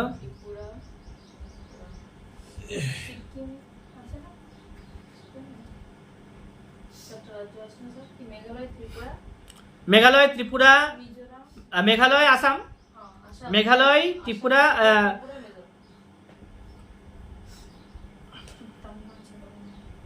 তামান্না, তামান্না এখানে আসবে না। হ্যাঁ, 4টাই তো, মেঘালয়, মিজোরাম। ATM স্কয়ার, ঠিক আছে? এটিএম হয় না? আর একটা আছে ডাফলামিরি আওয়ার মিশন, 4টা পাহাড়ের নাম। DMAM। মানে একটা যারা হিন্দিতে পড়াই, যারা IAS पढ़ाई UPSC, और बोले DM बनने के लिए AM में उठना पड़ेगा। सुबह सुबह उठेगा तो DM बनेगा। এগুলো তো মানে পড়াশোনার মধ্যে রস করতে হবে না। কেউ 4 ঘন্টা ধরে পড়তে পারে, ঘুম লাগছে কারণ নাকি? তো ঘুম লাগবে না যদি এর মধ্যে যে ইন্টারেস্টটা আছে, রসটা। কোনো মাস্টারও 4 ঘন্টা 5 ঘন্টা ধরে পড়াতে হবে না, বোরিং লাগবে, বিরক্ত হয়ে যাবে। কিন্তু আমি হয় না, 6 ঘন্টা পড়ালেও কিন্তু হবে না। একটাই কারণ যে এর মধ্যে যে রসটা আছে ওটা আমার মধ্যে একটু হলেও বুঝতে পারি। তো তাহলে বিভিন্ন পদবি, শপথ বাক্য, এটা হচ্ছে কথা আমি বললাম 3-তে। এই 10-12টা শিডিউল তো কখনোই ভুল করা যাবে না। ছোটখাটো পরীক্ষা দিলে না কি হবে, আসবে জিজ্ঞাসা করবে আগে শিডিউল কটা ছিল? 8টা, এখন শিডিউল কটা আছে? 12টা, হয়ে গেল, আর কিছু পড়তে হবে না, ঠিক আছে? এবার যদি লেভেলের একটা প্রশ্ন হয়, এটা আজকের থেকে 10 বছর আগের প্রশ্ন, এরকমটাই ছিল, কয়টি শিডিউল আছে? 12টা। কয়টা ছিল আগে? 8টা, হয়ে গেছে। এখন জিজ্ঞাসা করা হয় ভিতরে কি আছে। আগে খুব বেশি জিজ্ঞাসা করলে হতো যে অ্যান্টি ডিফেকশন ল এর কথা বলা হয়েছে কোথায়। এখন তো 12টা পড়ছি, তারপরে না মনে হবে যে কি না কি আবার দিয়ে দিবে, তো পারবো না, অন্তত 12টা মনে রাখি। তাহলে হচ্ছে কি বিভিন্ন পদবি, শপথ বাক্য বলো 3। 4-এ কি আছে বললাম? রাজ্যসভার আসন বন্টন। 5-এ কি বললাম? প্রশাসনিক, হ্যাঁ মানে অ্যাডমিনিস্ট্রেশন, হ্যাঁ SC/ST এলাকার বা তপশিলি ভুক্ত এলাকার প্রশাসন ও নিয়ন্ত্রণ। আর হচ্ছে তোমার মিজোরাম ATM স্কয়ার, ঠিক আছে? এটা কি? হ্যাঁ, 4টি রাজ্য আছে, 4টি রাজ্যের জন্য বিশেষ। হ্যাঁ, আর হচ্ছে 7 নম্বরে কি আছে? কেন্দ্র রাজ্যের যুগ্ম তালিকার মাধ্যমে ক্ষমতার বন্টন। এই যুগ্ম তালিকার উপরে যে ক্ষমতার বন্টন, এর উপরে আমার 2টো পেজে সুন্দর করে নোটস লেখা আছে, ওটা দেখতে পাচ্ছি না, ওটা ঢুকে আছে, ওটা দিয়ে দেবো, নাহলে আমি আবার লিখে দেবো। এটা দিয়ে আছে, এটা না, আর একটা আছে, ওটা অন্য একজনের লেখা আছে। আর একটা আছে আমার পঞ্চায়েত যে আছে না, পঞ্চায়েত, পৌরসভা, মিউনিসিপ্যালিটি যত আছে, ওর উপরে 2টো পাতার নোটস আছে, 2টো করে, অনেক 2টো 4টা পেজ তৈরি হয়েছে, ওটা পড়ে নিলে অনেক। এবার হচ্ছে তোমার কি এই যে যুগ্ম তালিকার মাধ্যমে ক্ষমতার বন্টন, যুগ্ম তালিকা বলতে 3টা লিস্টের কথা আছে না, কেন্দ্র তালিকা, রাজ্য তালিকা, যুগ্ম তালিকা। পরীক্ষাতে এটাই জিজ্ঞাসা করা হয় কয়টি তালিকা আছে। কেন্দ্র তালিকাতে কে দেখে, রাজ্য তালিকাতে কে দেখে, যুগ্ম তালিকাতে কে দেখে, বিষয়ও জিজ্ঞেস করে, বন কোন তালিকাতে, পুলিশ কোন তালিকাতে, ঠিক আছে? আর্মি সেন্ট্রাল যেটা আছে সেটা কোন তালিকাতে। এরকম 100খানা বিষয় আছে সেন্ট্রাল লিস্টে, কেন্দ্র তালিকাতে। রাজ্য তালিকাতে আছে, আগে ছিল 66টা, এখন আছে 61টা। আর একটা আছে তোমার স্টেট লিস্ট, যেটা আগে ছিল 47টা, এখন ওটা বেড়ে গেছে। ওই যে 61 থেকে এদিকে 66 থেকে 61 হয়েছে না, এখান থেকে আবার বেড়ে গেছে। কত হয়েছে জানো? 47 থেকে 52টা হয়েছে, ঠিক আছে? স্টেট লিস্টে কটা আছে বললাম? 61টা অ্যাট প্রেজেন্ট, আগে ছিল কটা? 66টা। এবার সেন্ট্রাল লিস্টে কত আছে? 100টা, ঠিক আছে? আগে ছিল কত? 97টা। আবার হচ্ছে যেটা যে যুগ্ম তালিকাতে এখন কটা আছে বলো? 52টা। আগে ছিল কটা? 47টা। হয়ে গেল আমার পড়া। ওখান থেকে এইটুকুটার মধ্যেই প্রশ্ন জিজ্ঞাসা করে ফেলে, আর জিজ্ঞাসা করা হয় যে কোন সাবজেক্টটা কোথায় রয়েছে। হয়েছে। শিডিউল নাম্বার 7 আছে, ওটা হয়ে গেল। এই শিডিউলে কি আছে? সরকারি ভাষা। এটার জন্য একটু তোমাদেরকে সময় দিতে হবে, মানে পড়তে হবে। 22টা ভাষার কথা বলা হয়েছে, 22টা ভাষার কথা, 22টি আঞ্চলিক ভাষার কথা বলা হয়েছে। পড়তে হবে ভালোভাবে। এখানে অনেকগুলো সংশোধনী আছে, সেগুলোকেও পড়তে হবে। 92.3 মধ্যে একটা সংশোধনী পড়ছে, এগুলোও পড়তে হবে। শিডিউল নাম্বার 9-এ যেটা আছে কি, যে এখানে আছে যে হ্যাঁ, শিডিউল নাম্বার 9-এর গল্প আছে। এটা আগে ছিল না, এটা যুক্ত হলো প্রথমবার জানো কত সালে? 1951-এ একটা সংবিধান সংশোধনী হয়েছিল, এখানে যুক্ত করা হলো শিডিউল নাম্বার 9। এখানে বলা হলো ভূমি সংস্কারের নাম শুনেছো? Land reforms. আর হচ্ছে জমিদারি প্রথা ছিল, এগুলোকে উচ্ছেদ করতে হবে। সর্দার বল্লভভাই, এটা 1951 তো, তখন সর্দার বল্লভভাই প্যাটেল মারা গেছে। সর্দার বল্লভভাই প্যাটেল কবে মারা গেছে বলেছিলাম? বলো, ভুলে গেলে হবে না, লোকে জানতে হবে। কত বলেছিলাম না, মনে নাই? 50 সালে। কত বললাম? 1950 খ্রিস্টাব্দে ভারতের সংবিধান লাগু হওয়ার পরের বছরেই। সংবিধান লাগু হলো কবে? 26 নভেম্বর 1949। ঠিক আছে, ওই লাইনগুলো মনে রাখতে হবে। In our constituent assembly this 26 November 1949 do hereby adopt enact and give to ourself this constitution. Preamble মুখস্থ হয়নি এখনো? না, মুখস্থ করলে হবে, বাচ্চা ছেলে মনে হবে তাহলে। ক্লাস 3 ছেলেগুলো মুখস্থ করে। হ্যাঁ, আমি মুখস্থ করিয়েছি। ক্লাস 5-এ যারা যখন ছোট ছিলাম, মানে আমি ছোট থেকে পড়াতাম, তখন আমি ক্লাস 5-এর ছেলেমেয়েদেরকে পুরস্কার দিতাম, যে যারা যারা মুখস্থ করবে তাদেরকে সবাইকে একটা করে পেন দেওয়া হবে। ওরা পেন নিত, পেতো গিফট হিসেবে। মানে যেন বলতে আমি পেন নেবো না, যে এটা একটা পুরস্কার, এটা নেওয়ার যোগ্যতা সবার থাকে না। ঠিক আছে, তো ওরা আবার মুখস্থ করতো, ছোটতে মুখস্থ হয়ে যায়। হ্যাঁ, তোমাদেরকেও দেওয়া হবে, তোমাদেরকে বেশি দামে দেওয়া হবে। মুখস্থ করলে 50 টাকা দামে পেন দেওয়া যাবে। যাও, তাহলে হচ্ছে কি, ভূমি সংস্কার ও জমিদারি প্রথার উচ্ছেদ। ভূমি সংস্কার ও জমিদারি প্রথার উচ্ছেদ শিডিউল নাম্বার 9-এ আছে। 10 নম্বরটা পরে যুক্ত করা হয়েছে, অ্যাডেড বাই দি 35, মানে 35, যেটা হচ্ছে অ্যামেন্ডমেন্ট। এটা তো ওই যে সিকিমের কথা, সিকিমকে ভারতের সাথে যুক্ত করার ব্যাপারে হয়েছে। সিকিমে না নাথুলা পাস আছে না, এই নাথুলা পাসে চায়নার সাথে বর্ডার এই চলে, তোমার ব্যবস্থা বাণিজ্য চলে, চালু হয়ে গেছে এখন 2006 সাল থেকে। আগে বন্ধ হয়েছিল, 1962 খ্রিস্টাব্দের পরে বন্ধ ছিল, এখন আবার চালু করা হয়েছে। চায়না ভারতের সাথে অনেকবারই যুদ্ধ লাগিয়ে দিতে পারতো, লাগাতো, কিন্তু বিজনেসটা ওদের চলছিল। রিসেন্টলি ব্যান করা হয়েছে বেশ কিছু জিনিস ওদের, এখনো চলে, কিছু কিছু জিনিস বন্ধ করা হয়েছে। ওই সিকিম ভারতের সাথে যুক্ত হতে চাচ্ছিল, নাহলে সিকিমকে গিলে নিত চায়না, খুবই ইচ্ছা আছে এখনো পর্যন্ত। তো সিকিম ভারতের সাথে যুক্ত হয়েছে। 35তম সংবিধান সংশোধন 74-এ তাকে অ্যাসোসিয়েট স্টেট করা হয়েছিল। এবার 36তম সংবিধান সংশোধন, এটা 75 সাল, এখানে পূর্ণাঙ্গ রাজ্যের মর্যাদা দেওয়া হয়েছে, পরীক্ষাতে আসে। তারপরে এটা তুলে দেওয়া হলো, শেষ। তারপর 1985 খ্রিস্টাব্দে রাজীব গান্ধী, ঠিক আছে, যখন প্রধানমন্ত্রী ছিল, সেই সময় 52তম সংবিধান সংশোধন নিয়ে আসলো। তারপরে দলত্যাগ বিরোধী আইন যেটা আছে সেটাকে এখানে নিয়ে আসা হলো। মনে রাখতে হবে, যখন 75 খ্রিস্টাব্দে সিকিমকে পূর্ণাঙ্গ রাজ্যের মর্যাদা দিয়ে দেওয়া হলো, তখন কিন্তু 10 নম্বর শিডিউল আর কার্যকরী ছিল না। ঠিক আছে, কেন থাকবে না? কারণ কোনো একটা রাজ্যকে যখন অ্যাসোসিয়েট স্টেটে দরজা দেওয়া হচ্ছে, তখন কিন্তু শিডিউল নাম্বার 10-এর কথা বলা হয়েছিল। 1 বছর পরে যখনই সে পূর্ণাঙ্গ রাজ্য পেয়ে যাচ্ছে, তখন তো 1 নম্বর শিডিউলে চলে যাবে। তাহলে 10 নম্বর শিডিউল আর কি যেন থাকবে, পরে আবার শিডিউল তৈরি করা হচ্ছে 10, মানে এটাই থাকছে। 85 খ্রিস্টাব্দে 52তম সংবিধান সংশোধন, যেখানে মৌলিক অধিকার এসে দলত্যাগ বিরোধী আইনকে এখানে নিয়ে আসা হলো, এই তফসিলে অন্তর্ভুক্ত করা হয়েছে। তাহলে দলত্যাগ বিরোধী, এখন শিডিউল নাম্বার 10-এ কি আছে? তাহলে দলত্যাগ বিরোধী আইন, ওইটাই জিজ্ঞেস করা হয়। 35 আর 36 যে ব্যাপারটা আছে, সেকেন্ডের ব্যাপারটা আছে, ওটা শিডিউলে জিজ্ঞাসা করা হয় না, কিন্তু আমাকে লিখে রাখতেই হবে, হিস্ট্রি ছিল। এবার হচ্ছে শিডিউল নাম্বার 11 যেটা আছে 73তম সংবিধান সংশোধন। এখানে এটা 92 সালে যে পঞ্চায়েতি ব্যবস্থা আছে, পঞ্চায়েতি শাসন ব্যবস্থা, সেটাকে একটা সাংবিধানিক বৈধতা দেওয়া হচ্ছে 92 খ্রিস্টাব্দে। এবার হচ্ছে কি, এই যে আইনটা পাস হয়েছিল 243 নম্বর আর্টিকেলটাকে ক্রিয়েট করা হয়েছিল কবে?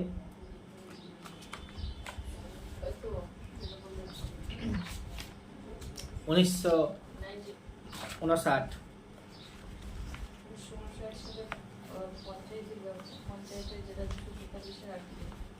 তো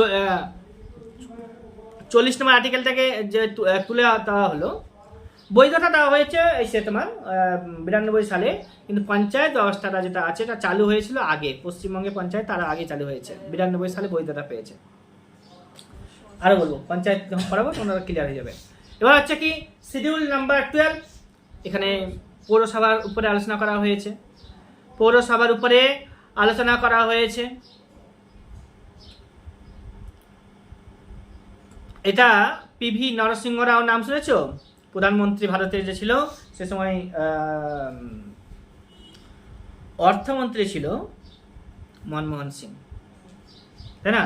92 সালে অনেক গল্প আছে, handshake policy, golden handshake policy, জিজ্ঞাসা করবে তো তোমাদের বন্ধু বান্ধবদেরকে, কটা জানে, অনেকেই পাবে না। এবার এখানে আমার লিখে রাখা হয়েছে সুপ্রিম কোর্ট এবং হাইকোর্ট। সুপ্রিম কোর্ট এবং হাইকোর্টের উপরে আমি একটা ক্লাস শুধুমাত্র সুপ্রিম কোর্ট হাইকোর্টের উপরেই দিব, তাহলে বুঝতে সুবিধা হবে। মানে এখানে অনেকগুলো আর্টিকেল আছে না, 124 থেকে 147 পর্যন্ত যে আর্টিকেলগুলো আছে এগুলোকে ক্লিয়ারলি বোঝাতে হবে। ওখানে অনেকগুলো আর্টিকেল আছে, 143 নম্বর আর্টিকেল তো হামেশাই পরীক্ষাতে আসে, দেখেছো না? সলভ করে দেখবে, মনে আসে। অ্যাটর্নি জেনারেল, এতক্ষণ পড়লাম অ্যাটর্নি জেনারেল আর অ্যাডভোকেট জেনারেলের ছোট্ট একটা আর্টিকেল। অ্যাটর্নি জেনারেল যেটা আছে ভারতের সংবিধানে কত নম্বর ধারাতে আছে? 76 নম্বর ধারাতে। এটাকে মানে এই অ্যাটর্নি জেনারেলের যে পোস্টটা আছে, বা অ্যাটর্নি জেনারেলকে highest law officer of India বলা হয়। ভারত সরকারের সর্বোচ্চ আইনি আধিকারিক। কি এখন কি আছে তার সাথে লাগবে, কারেন্ট অ্যাফেয়ার্সের ক্লাসে বলা হবে। অ্যাটর্নি জেনারেল রাষ্ট্রপতির দ্বারা নিযুক্ত হন। কার দ্বারা? তার ইচ্ছার উপর তার কার্যকাল নির্ভরশীল। পরীক্ষাতে প্রশ্ন এসেছিল যে তার কার্যকালের মেয়াদ কত বললাম জানো? Not fixed. During the pleasure of president, not fixed তো কাজে লাগবে না। During the pleasure of president, রাষ্ট্রপতি যতদিন চাইবেন তাকে রাখবেন। অ্যাটর্নি জেনারেল হলো প্রধান আইনি উপদেষ্টা। আর কি আছে? রাষ্ট্রপতি কেবলমাত্র কাকে? সুপ্রিম কোর্টের বিচারপতি হওয়ার যোগ্যতা সম্পন্ন একজন ব্যক্তিকে, সুপ্রিম কোর্টের বিচারপতি হওয়ার যোগ্যতা সম্পন্ন ব্যক্তিকে অ্যাটর্নি জেনারেল হিসেবে নিয়োগ করে থাকেন। অর্থাৎ তিনি হবেন, সুপ্রিম কোর্টে বিচারপতি হতে গেলে যে যোগ্যতা লাগে কি হবে? যে ভারতের নাগরিক হতে হবে। তারপর হচ্ছে 5 বছর কোনো হাইকোর্টের বিচারপতি হিসেবে কাজ করতে হবে, অথবা 10 বছর তাকে 10 বছর তাকে অ্যাডভোকেট হিসেবে কার্য সম্পাদন করতে হবে। অথবা রাষ্ট্রপতির মতে, রাষ্ট্রপতি যদি বলে তোমাকে যে ওই ব্যক্তি হচ্ছে মানে একদম বিশিষ্ট আইনজ্ঞ, ঠিক আছে, রাষ্ট্রপতির মতে একজন বিশিষ্ট আইনজ্ঞ কোনো ব্যক্তিকে মনে হয়, তো তোমাকে অ্যাটর্নি জেনারেল করতেই পারে। ঠিক আছে, অ্যাটর্নি জেনারেল করতে পারে, রাষ্ট্রপতির মধ্যে ক্ষমতা আছে। চাইলো যে দেখা যাচ্ছে আমাদের ব্যাচেরই কাউকে একজনকে বলছে রাষ্ট্রপতি বলছে যে ইলেকশনটা হবে না, মানে ভোট গণনা কবে 4 তারিখে, তারপরে যে ফার্স্ট মিটিংটা বসবে 5, 6, 7 তারিখে, বলা হলো যেখান থেকে একজনকে তুলে নিয়ে গিয়ে প্রধানমন্ত্রী করতে পারে। ঠিক আছে, এখানে প্রশ্ন জিজ্ঞাসা করা হয়েছে এই জন্য। মন্ত্রী বা প্রধানমন্ত্রী কারা হতে পারে? লোকসভার সদস্যরা, রাজ্যসভার সদস্যরা, লোকসভা ও রাজ্যসভার বাইরের জনগণ। কেউ হতে পারে, বা সদস্য হতে পারে, সবাই হবে, যে কোনো কাউকে করা যেতে পারে। প্রশ্ন এসেছিল মানে এবারই বিশেষ প্রিলিমিনারি পরীক্ষাতে, কারা মন্ত্রী হতে পারে, নাহলে আসবে কখনো আবার। লোকসভাতে থাকতে গেলেও হবে, রাজ্যসভাতে থাকতে গেলেও হবে, পার্লামেন্টের সদস্য থাকতে গেলেও হবে, মনোনীত থাকতে গেলেও হবে, মনোনীত মানে নমিনেটেড থাকলেও হবে। আবার তুমি যদি রাষ্ট্রপতি যদি মনে করে যে না, এদের পার্লামেন্টের কোনো লোককে আমি মন্ত্রী মানে এই পার্লামেন্টে যারা আছে তাদেরকে ছাড়াও বাইরের কোনো ব্যক্তিকে আমি মন্ত্রী তৈরি করব অথবা প্রধানমন্ত্রী তৈরি করব, তো করতে পারে। যদি প্রধানমন্ত্রী তৈরি করা হয়, মন্ত্রী তৈরি করতে গেলে 6 মাসের ব্যাপারটা আছে কিনা দেখে নিতে হবে, 6 মাসের মধ্যে তাকে সদস্য হতে হবে কিনা দেখে নিতে হবে। কিন্তু রাষ্ট্রপতি প্রধানমন্ত্রী হতে গেলে কিন্তু 6 মাসের মধ্যে মেজরিটি দেখাতে হবে, তাই না? এবার হচ্ছে কার্যপদ্ধতি, কি কাজ করবে তিনি? আইন সংক্রান্ত বিষয়ে কেন্দ্র সরকার মানে তিনি আইন সংক্রান্ত বিষয়ে কেন্দ্র সরকার যদি কোনো পরামর্শ চায় তাহলে সেই পরামর্শ দেবেন। আর অ্যাটর্নি জেনারেল তার কর্তব্য পালনের জন্য কোনো আদালতের কাছে বা পার্লামেন্টের মানে যে কোনো আদালতে কার্য সম্পাদন পালন করার জন্য যে কোনো আদালতে, পার্লামেন্টের যে কোনো কক্ষে, যৌথ অধিবেশনে, যুগ্ম অধিবেশন হয় সেগুলোতে উপস্থিত থাকতে পারে, ঠিক আছে? অংশগ্রহণ করতে পারবে সব কাজে, শুধুমাত্র একটাই পারবে না, কি? ভোট দিতে পারবে না, কারণ তার ওখানে ভোটার কার্ড নেই, ঠিক আছে? ঠিক আছে, ভোট দেওয়ার রাইট ছাড়া বাকি সব কাজ করতে পারবে, ঠিক আছে? বর্তমানে অ্যাটর্নি জেনারেল কে আছেন পড়তে হবে। আর এর জন্য একটা আর্টিকেল বরাদ্দ করা হয়েছে, কত?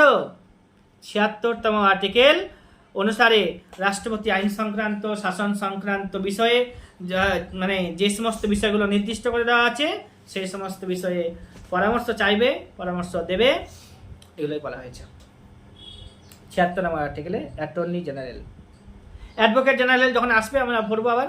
এবার হচ্ছে কি, এখানে একটা ছোট্ট করে লেখা হয়েছিল ব্রেক, এগুলোকে বলা হয় আন্তর্জাতিক বিচারালয় কোথায় আছে?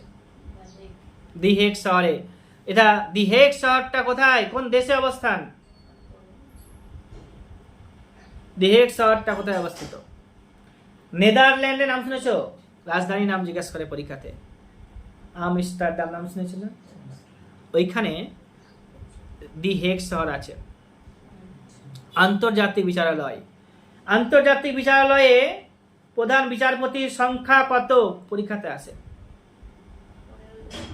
আর কত বছর তারা এখানে থাকে পদে?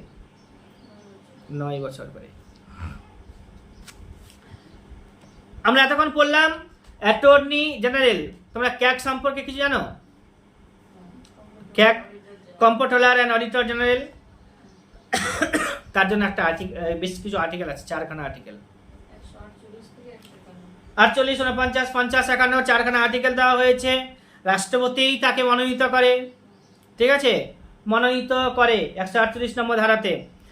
কার্যকালের মেয়াদ 6 বছর অথবা 65 বছর, যেটা আগে পূর্ণ হবে। ক্যাগের কার্যকালের মেয়াদ কত? 6 বছর অথবা 65 বছর। আর অ্যাটর্নি জেনারেল নট ফিক্সড, ঠিক আছে? During the pleasure of president. তিনি মানে ক্যাগ হলেন জনগণের যে তহবিল আছে তার অভিভাবক, guardian of public purse, guardian of public purse কে?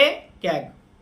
আর কি আছে? জনগণের টাকার কাস্টোডিয়ান হিসেবে কাজ করে, কাস্টোডিয়ান অ্যান্ড ট্রাস্টি হিসেবে কাজ করে। কত নম্বর আর্টিকেলে বলা হয়েছে যে পাবলিক পার্স বলা হচ্ছে ক্যাগকে, গার্জিয়ান অফ পাবলিক পার্স? কত নম্বর আর্টিকেলে? 149। কত বললাম? 149।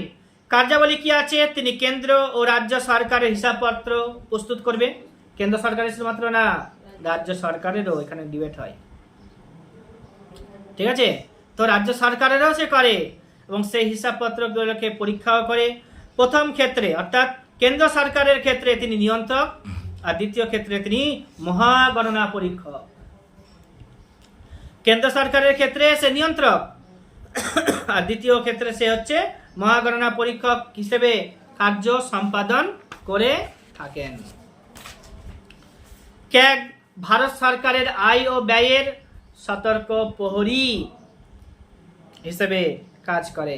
সতর্ক প্রহরী হিসেবে জানো, ওয়াচ ডগ, ঠিক আছে, ওয়াচ ডগ হিসেবে কাজ করে। কার? ভারত সরকারের যে আয় ব্যয় আছে, হ্যাঁ, তার ওয়াচ ডগ হিসেবে কাজ করে। পরীক্ষাটা আসে, হু of the following watch dog of government of India. তাহলে কি হবে?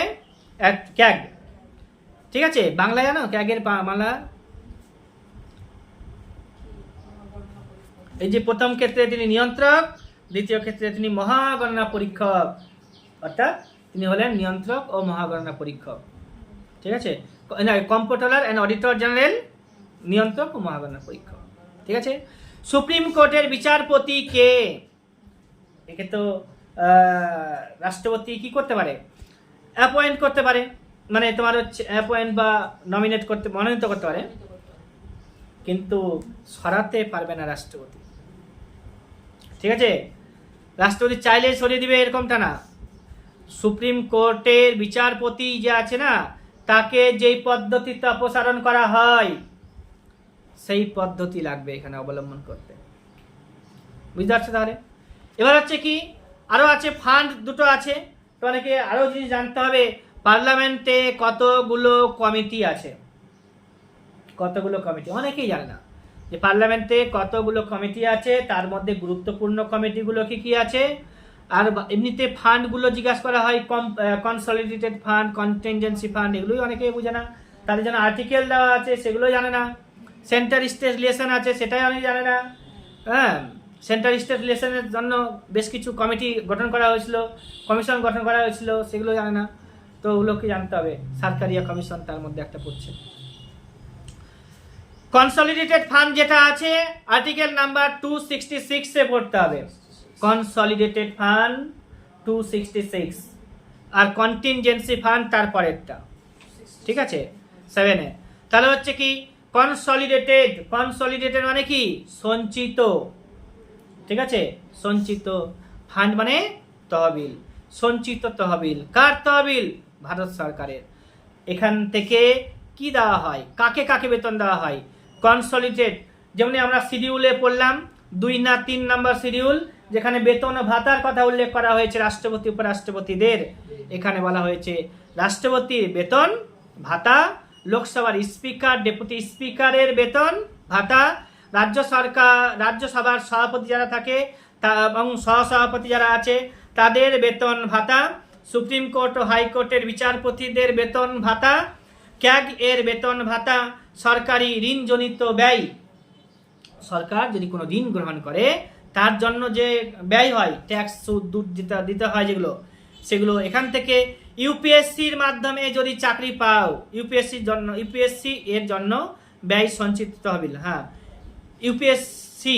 ইউপিএসসিতে যারা চাকরি করে, মানে যে ওদের বডিটা আছে সেখানে যারা চাকরি করে, তাদের যে বেতন ভাতা দেওয়া হয়, ইউপিএসসি চেয়ারম্যান ইত্যাদি, তাদের বেতনগুলো দেওয়া হচ্ছে কোথা থেকে?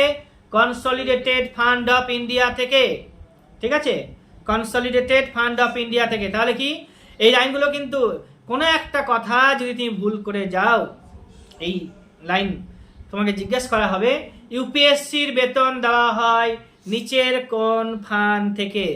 কনসলিডেটেড ফান্ড আছে, কন্টিনজেন্সি ফান্ড আছে, দুটো আরও কোনো ফান্ড দিয়ে দিল, গুলিয়ে যাবে। আমার কাছে ইজি প্রশ্ন গুলিয়ে গেছে অনেকবার।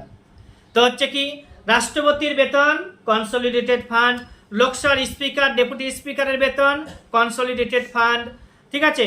রাজ্যসভার সভাপতি যে আছে কনসলিডেটেড ফান্ড, সহসভাপতি যারা আছে তাদের fund consolidated fund, supreme court হাইকোর্টের বিচারপতিদের ভাতাও এখান থেকে দেওয়া হয়, ক্যাগ যে আছে তার বেতন ভাতাও এখানে দেওয়া হয়, সরকারি ঋণজনিত ব্যয় যদি গ্রহণ করা হয় বা দেওয়া হয় সেটাও কনসলিডেটেড ফান্ড থেকে দেওয়া হয়, ইউপিএসসির যদি সদস্য থাকে তাদেরও বেতন ভাতা এখান থেকে দেওয়া হয়।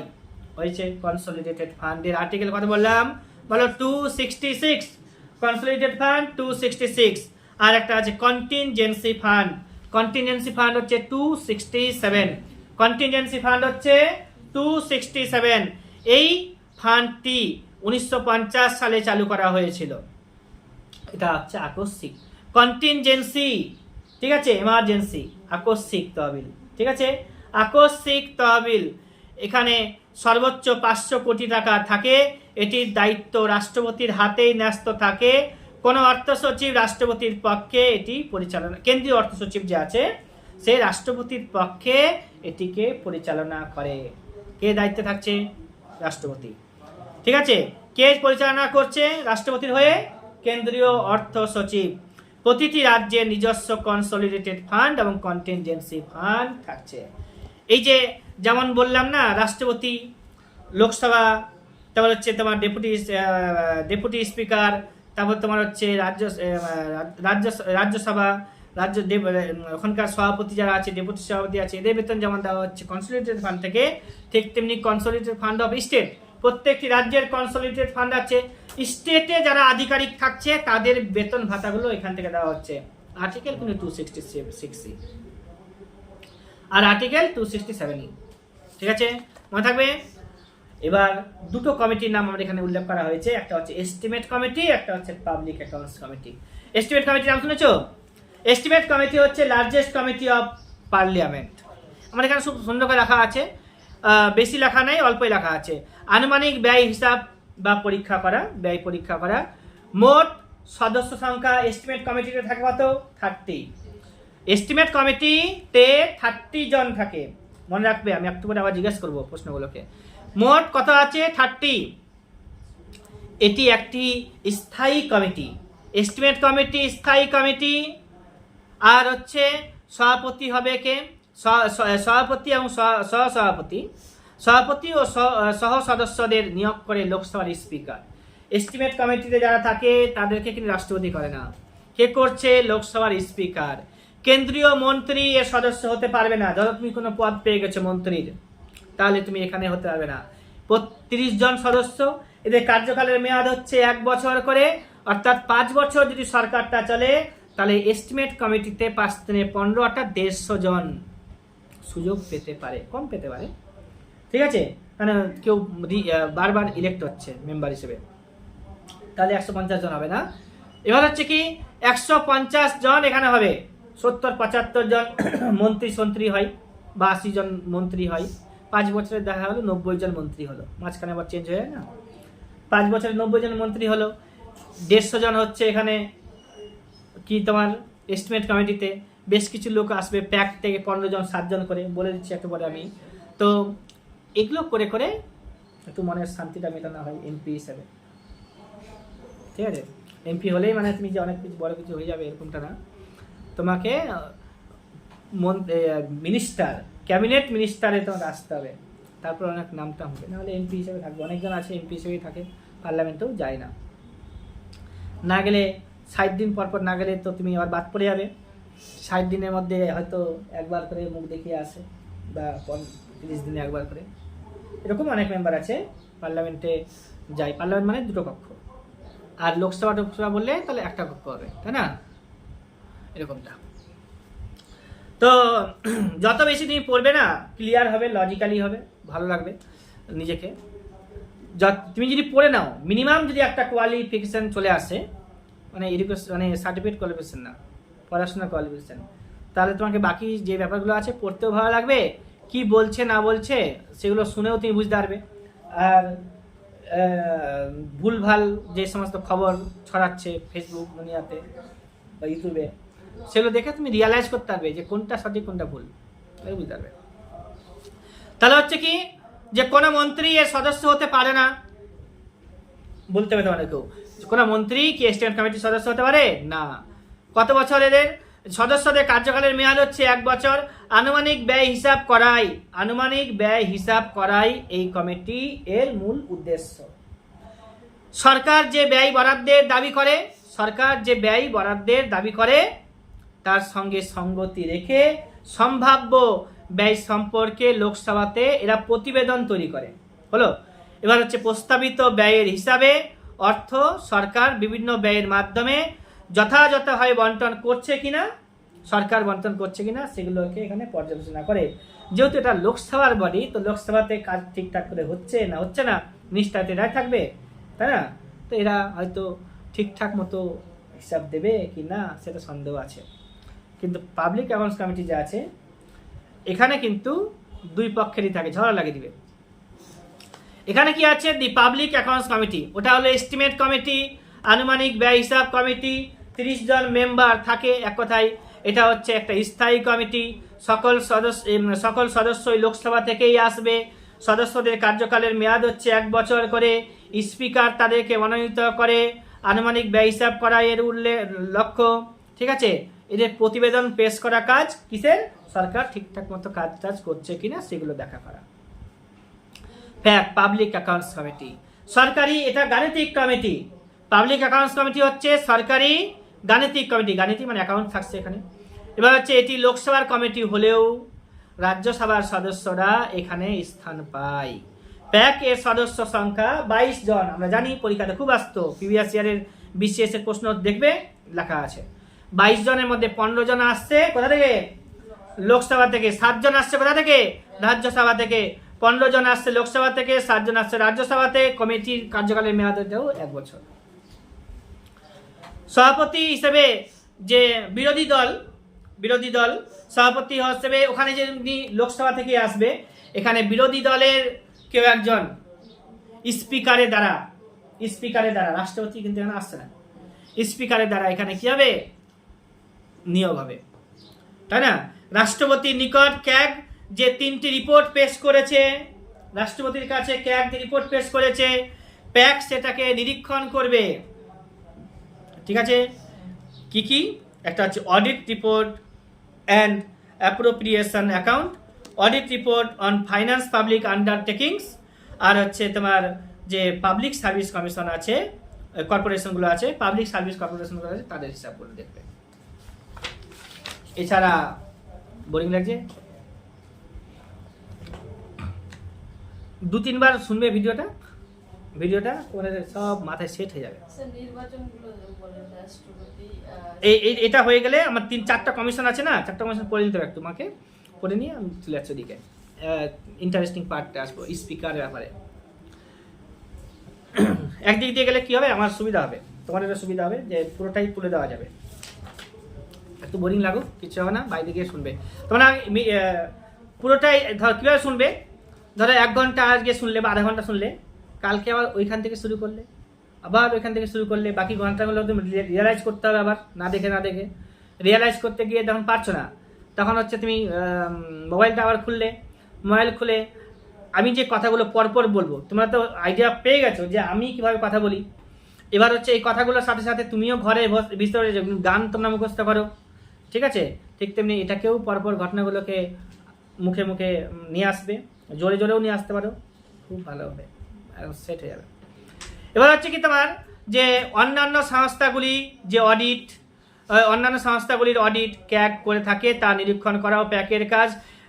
ক্যাগকে ফ্রেন্ড ফিলোসফার গাইড, এখান থেকে প্রশ্ন হয়, ফ্রেন্ড ফিলোসফার গাইড বলা হয় ক্যাগকে, কার, প্যাকের। ক্যাগকে ফ্রেন্ড ফিলোসফার গাইড বলা হয় কার, প্যাকের।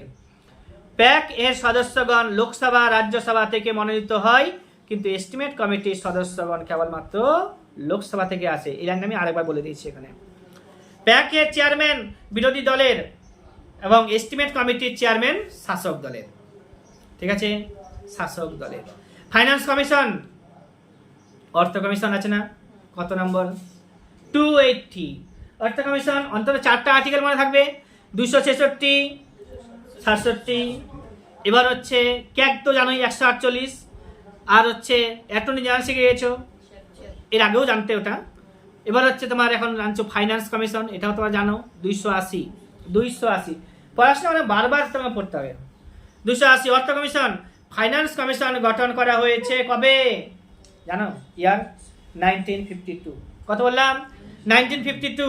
এই কমিশনের সদস্য সংখ্যা কত, অর্থ কমিশনের সদস্য সংখ্যা থাকে 5 জন, ঠিক আছে।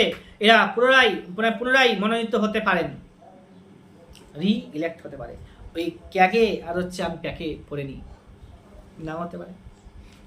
এবার হচ্ছে বর্তমানে 15 জন অর্থ কমিশন 15তম অর্থ কমিশন কার্যকারী আছে। হ্যাঁ, এখন 15তম অর্থ কমিশনই কার্যকারী আছে, 16 নম্বর চালু হবে।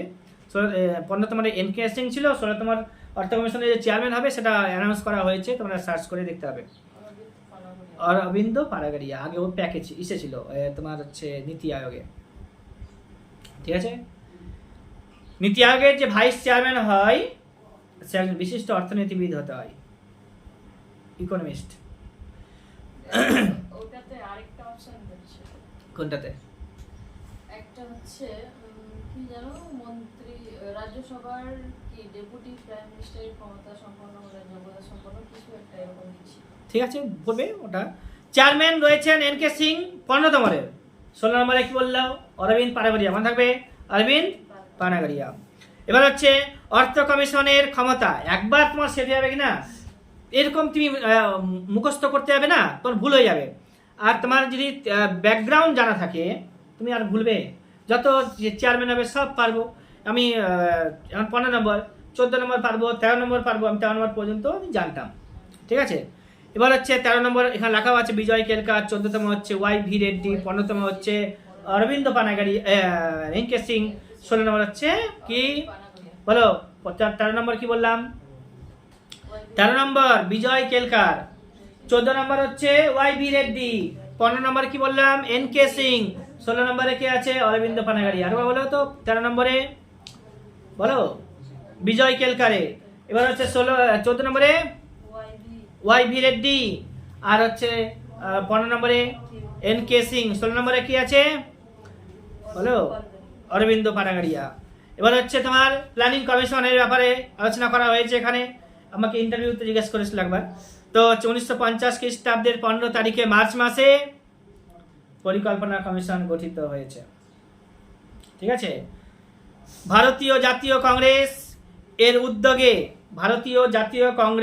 উদ্যোগে জাতীয় পরিকল্পনা কমিটি গঠিত হয় 1938 খ্রিস্টাব্দে জওহরলাল নেহরুর নেতৃত্বে। এই জওহরলাল নেহরু একটু আগে প্রশ্ন জিজ্ঞেস করেছিলাম আমি। বর্তমানে পরিকল্পনা কমিশনের পরিবর্তে নীতি আয়োগ চলে এসেছে 2015 সালে পহিলা কি জানুয়ারি মাসে।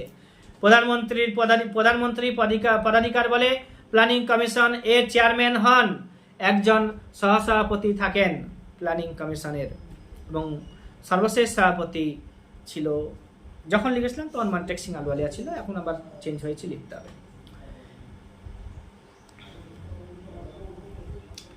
তোমরা এটা জানো যে একটু ইকোনমিক্সের ব্যাপারে এখানে হচ্ছে, এটা আলোচনার মধ্যে না, এটা আমি বলছি যে ব্রড সেক্টর অফ ইন্ডিয়ান ইকোনমিতে যে সেক্টরগুলো আছে, কোন কোন সেক্টর আছে? Primary sector, secondary sector, tertiary sector, ঠিক আছে। সিএসওর প্রণাম জানো? ন্যাসোর প্রণাম জানো? National sample survey organisation.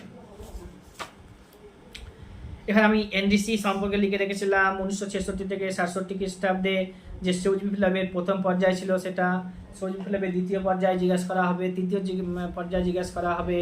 1969 সালে যে ব্যাংকগুলোকে ন্যাশনালাইজ করা হয়েছিল সেগুলো জিজ্ঞাসা করা হবে। 67 খ্রিস্টাব্দে যে হাজারি কমিটি গঠন করা হয়েছিল তার রিপোর্ট পেশ করা হয়েছিল, হাজারি কমিটিতে কি ছিল সেগুলো জানতে হবে। রাজা মান্নার কমিটি সম্পর্কে জানতে হবে, ওয়াংচু কমিটি সম্পর্কে জানতে হবে, এপিএল বিপিএল কত সালে চালু হয়েছিল জানো, এটা জানতে হবে। ফুড ফর ওয়ার্ক প্রোগ্রাম জানো তো? হ্যাঁ, ফুড ফর ওয়ার্ক প্রোগ্রাম না, ওটা কত সালে? 20 দফা কর্মসূচি কার সময় এসেছিল জানো? 20 দফা কর্মসূচি। অন্তর্দয় অন্ন যোজনা নাম শুনেছো? 77-78 খ্রিস্টাব্দে। 6 প্ল্যানের নাম শুনেছো কখনো? যে ঘূর্ণায়মান প্ল্যান বলা হচ্ছে। তারপরে চাবিদ হোসেন কমিটি জানো, যে এটা স্মল সেক্টর, ক্ষুদ্র ঋণ যে হয় না, ক্ষুদ্র ঋণের সংস্থা বা ক্ষুদ্র ঋণ বলছি, ভুলে গেলাম, স্মল ইন্ডাস্ট্রিজের কথা বলবে, ক্ষুদ্র শিল্প, কুটির শিল্প, কটেজ ইন্ডাস্ট্রি এর কথা বলবে। এবার হচ্ছে তোমার কি আমদানি রপ্তানি ব্যাংক যেটা আছে, এক্সপোর্ট ইম্পোর্ট ব্যাংক, কত সালে গঠন করা হয়েছিল, কত সালে কার্যকরী করা হয়েছিল। নাবার্ড সম্পর্কে আমরা এখানে একটু লিখে রেখেছিলাম, নাবার্ড সম্পর্কে আমরা একটা লাইন একটু মুখস্থ রাখতাম, ওটাই এখন চলে আমার, যে it was established during the 6th plan in the year 1982, 12 July, as an apex development financial institution in India, headquarter Mumbai with regional office of all over India, যেটা ফর্ম ভরেছি আমরা। এবার হচ্ছে under the recommendation of Sivaraman committee, Sivaraman কমিটির সুপারিশে 1982 খ্রিস্টাব্দে 12 তারিখে জুলাই মাসে হ্যাঁ নাবার্ড ব্যাংক তৈরি হয়েছে কৃষি ঋণের সর্বোচ্চ সংস্থা হিসেবে, যার হেডকোয়ার্টার হচ্ছে মুম্বাইতে। কি বললে বলো এটা এরকম ভাবে ঝরঝর করে কি বলতে হবে না? চেলাইয়া কমিটির নাম শুনেছো? ফুড গ্রেন, হাসলে হবে, শুনে নেবে সবাই যে পারে না মনে হয়। 1982 সালে 12 তারিখে জুলাই মাসে শিবরামন কমিটির সুপারিশে গ্রামের কৃষি ঋণের উদ্যোগে এটা কৃষি ঋণের সর্বোচ্চ সংস্থা হিসেবে রিজার্ভ ব্যাংক থেকে বেরিয়ে একটা সংস্থা তৈরি হয়েছে। এটা Windows of reserve bank. Reserve bank তো অনেক বড় না, একটা অফিসে অনেকগুলো কি থাকে, উইন্ডোজ থাকে। এখানে চেক দেওয়া হয়, ওইখানে টাকা নেওয়া হয়, ওইখানে অমুক নেওয়া হয়, ওটা অমুক দপ্তরটা দেখে, এরকম উইন্ডোজ আছে। তো রিজার্ভ ব্যাংকেরও অনেকগুলো উইন্ডোজ আছে, তার মধ্যে একটা বলছে এটাকে আর রিজার্ভ ব্যাংক তার নিজের কন্ট্রোলে রাখবে না, সরাসরিভাবে প্রত্যক্ষভাবে রাখবে, পরোক্ষভাবে যাওয়াকে সরিয়ে দেওয়া, একটা ব্যাংক তৈরি করে দিয়েছে। তো নাবার্ড হচ্ছে সেন্ট্রালে থাকছে, মানে হেডকোয়ার্টার মুম্বাইতে আছে, প্রত্যেকটা স্টেটে করে দিয়েছে স্টেট সেন্ট্রাল কোঅপারেটিভ ব্যাংক। স্টেটগুলো ভাগ করে দিয়েছে ডিস্ট্রিক্ট সেন্ট্রাল কোঅপারেটিভ ব্যাংক। ডিস্ট্রিক্টগুলো ভাগ করে দিয়েছে কি যে পঞ্চায়েত, হ্যাঁ পঞ্চায়েত সেন্ট্রাল কোঅপারেটিভ ব্যাংক। কোঅপারেটিভটা নাবার্ডে।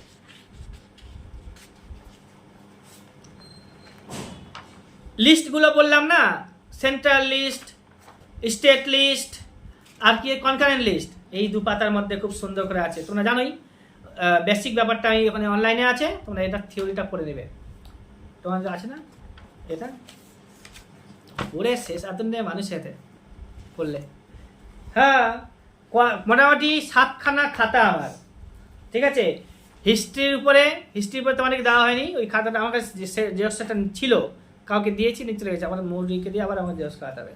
তাহলে হচ্ছে এবার যে তোমার হচ্ছে 7খানা খাতা যদি মাথার মধ্যে থাকে, তাহলে তুমি কি খুব ছোটোখাটো তুমি শিক্ষিত? মোটামুটি ভালো শিক্ষিত। ছোটোখাটো চাকরি পাওয়ার জন্য সাফিসিয়েন্ট যোগ্যতা তৈরি যাবে। শুধুমাত্র ম্যাথ আর ইংলিশটা তোমাকে ধার করে নিতে হবে, ম্যাথ বই থেকে আর ইংলিশ বই থেকে, এসপি বুক স্যারের কাছ থেকে। ভারতের ভাষা সংখ্যা কত পড়লে একটু আগে? রিপ্লাই চাই। এইরকম থিওরি পড়লে তোমাদের যে বেসিক প্রশ্নগুলো হবে না, একদম জলের মতো মুখস্থ হবে। তোমরা না এই প্র্যাকটিস সেট ফলো করবে, আমার কাছে থিওরি শুনবে, মোবাইলে দেওয়া থাকছে থিওরিগুলো শুনবে, আর প্র্যাকটিস সেট নিয়ে বসে যাবে। দেখবে তোমার 50% শুধুমাত্র শোনার পরেই 50% কমন থাকবে। এবার যদি তুমি ওটাকে বই পড়ো, টেক্সট বই পড়ো, সব কিছু পড়ো, তারপরে তোমার 100% কমন হয়ে যাবে। ঠিক আছে, তাই না? হবে না? ডিপিএসপি কে সংবিধানের আত্মা বলেছিলেন কে? Doctor B R Ambedkar. Heart and soul of Indian constitution. Half an hour কবে কবে বসে? হাফ অ্যান আওয়ার, হ্যাঁ কবে কবে বসে এটা আমি পরে বলবো। আবার যে পার্লামেন্টে যে আওয়ার্সগুলো আছে, 0 আওয়ার আছে, হাফ অ্যান আওয়ার আছে, শর্ট নোটিসের যে প্রশ্নগুলো হয় কখন করা হয়, এগুলো সোম বুধ শুক্র হাফ অ্যান আওয়ার বসে। আরও আসবে গণপরিষদ যে আমাদের ছিল না, গণপরিষদ কারা তৈরি করেছে বলো? ভারতের বর্তমান সংবিধান যেটা আছে, গণপরিষদ তারিখ করেছিল কারে? গণপরিষদ অনেক জন ছিল, ভারতের জনগণই ছিল ওখানে। তো ভারতের সংবিধান, এখানে প্রশ্ন হচ্ছে ভারতের সংবিধান তৈরি করেছে ভারতের গণপরিষদ। ভারতের জনগণ বলবো আমরা আবার। 1906 খ্রিস্টাব্দে প্রথম ভারতের জন্য পৃথক ও ভারতীয় গণপরিষদের দাবি উত্থাপিত হয় 1906 খ্রিস্টাব্দে। কোথায় হবে তাহলে? জাতীয় কংগ্রেসে হবে। সে সময় জাতীয় কংগ্রেসের চেয়ারম্যান কে ছিল বলো তাড়াতাড়ি? দাদাভাই নওরোজি। 1906 খ্রিস্টাব্দে দাদাভাই নওরোজি না। 7 খ্রিস্টাব্দে কে? যখন সুরাট স্প্লিট হলো, রাসবিহারী বোস না ঘোষ? ঘোষ না বোস? বোস না ঘোষ? বোস কখনো চেয়ারম্যান হয়নি, ঠিক আছে, ঘোষ হয়েছিল। তা আর হচ্ছে সেই সময়ই বিরোধিতা হয়েছে, ঠিক আছে। সেই সময় লালা লাজপত রায়ের কথা ছিল। তার আগের বার 6 সালে সর্দার মানে কি নাম, দাদাভাই দাদাভাই তো হয়েছিল, অন্য একজন হতে চেয়েছিল এক্সট্রিমিস্টদের দল থেকে। কে? 1920 খ্রিস্টাব্দে 1 আগস্ট মারা গেছিলেন তিলক। তিলকের নাম ওইবারই এসেছিল প্রথমবার, আর আসেনি। 6 খ্রিস্টাব্দে লালা লাজপত রায়, 7 খ্রিস্টাব্দে লালা লাজপত রায়ের নাম আসলো, সেও পায়নি। এবার চরমপন্থী নরমপন্থী আলাদা হয়ে গেল, দুটো দল তৈরি গেল। সেটা আবার পরবর্তীতে যোগদান করছে, কবে? 16-তে যোগদান করছে। তারপরে হচ্ছে কি নরমপন্থীরা মাইনরিটি হয়ে গেল, তখন ওরা আবার 1819 সালে আবার দল ছেড়ে চলে যাচ্ছে। এরকম অনেক ঘটনা আছে।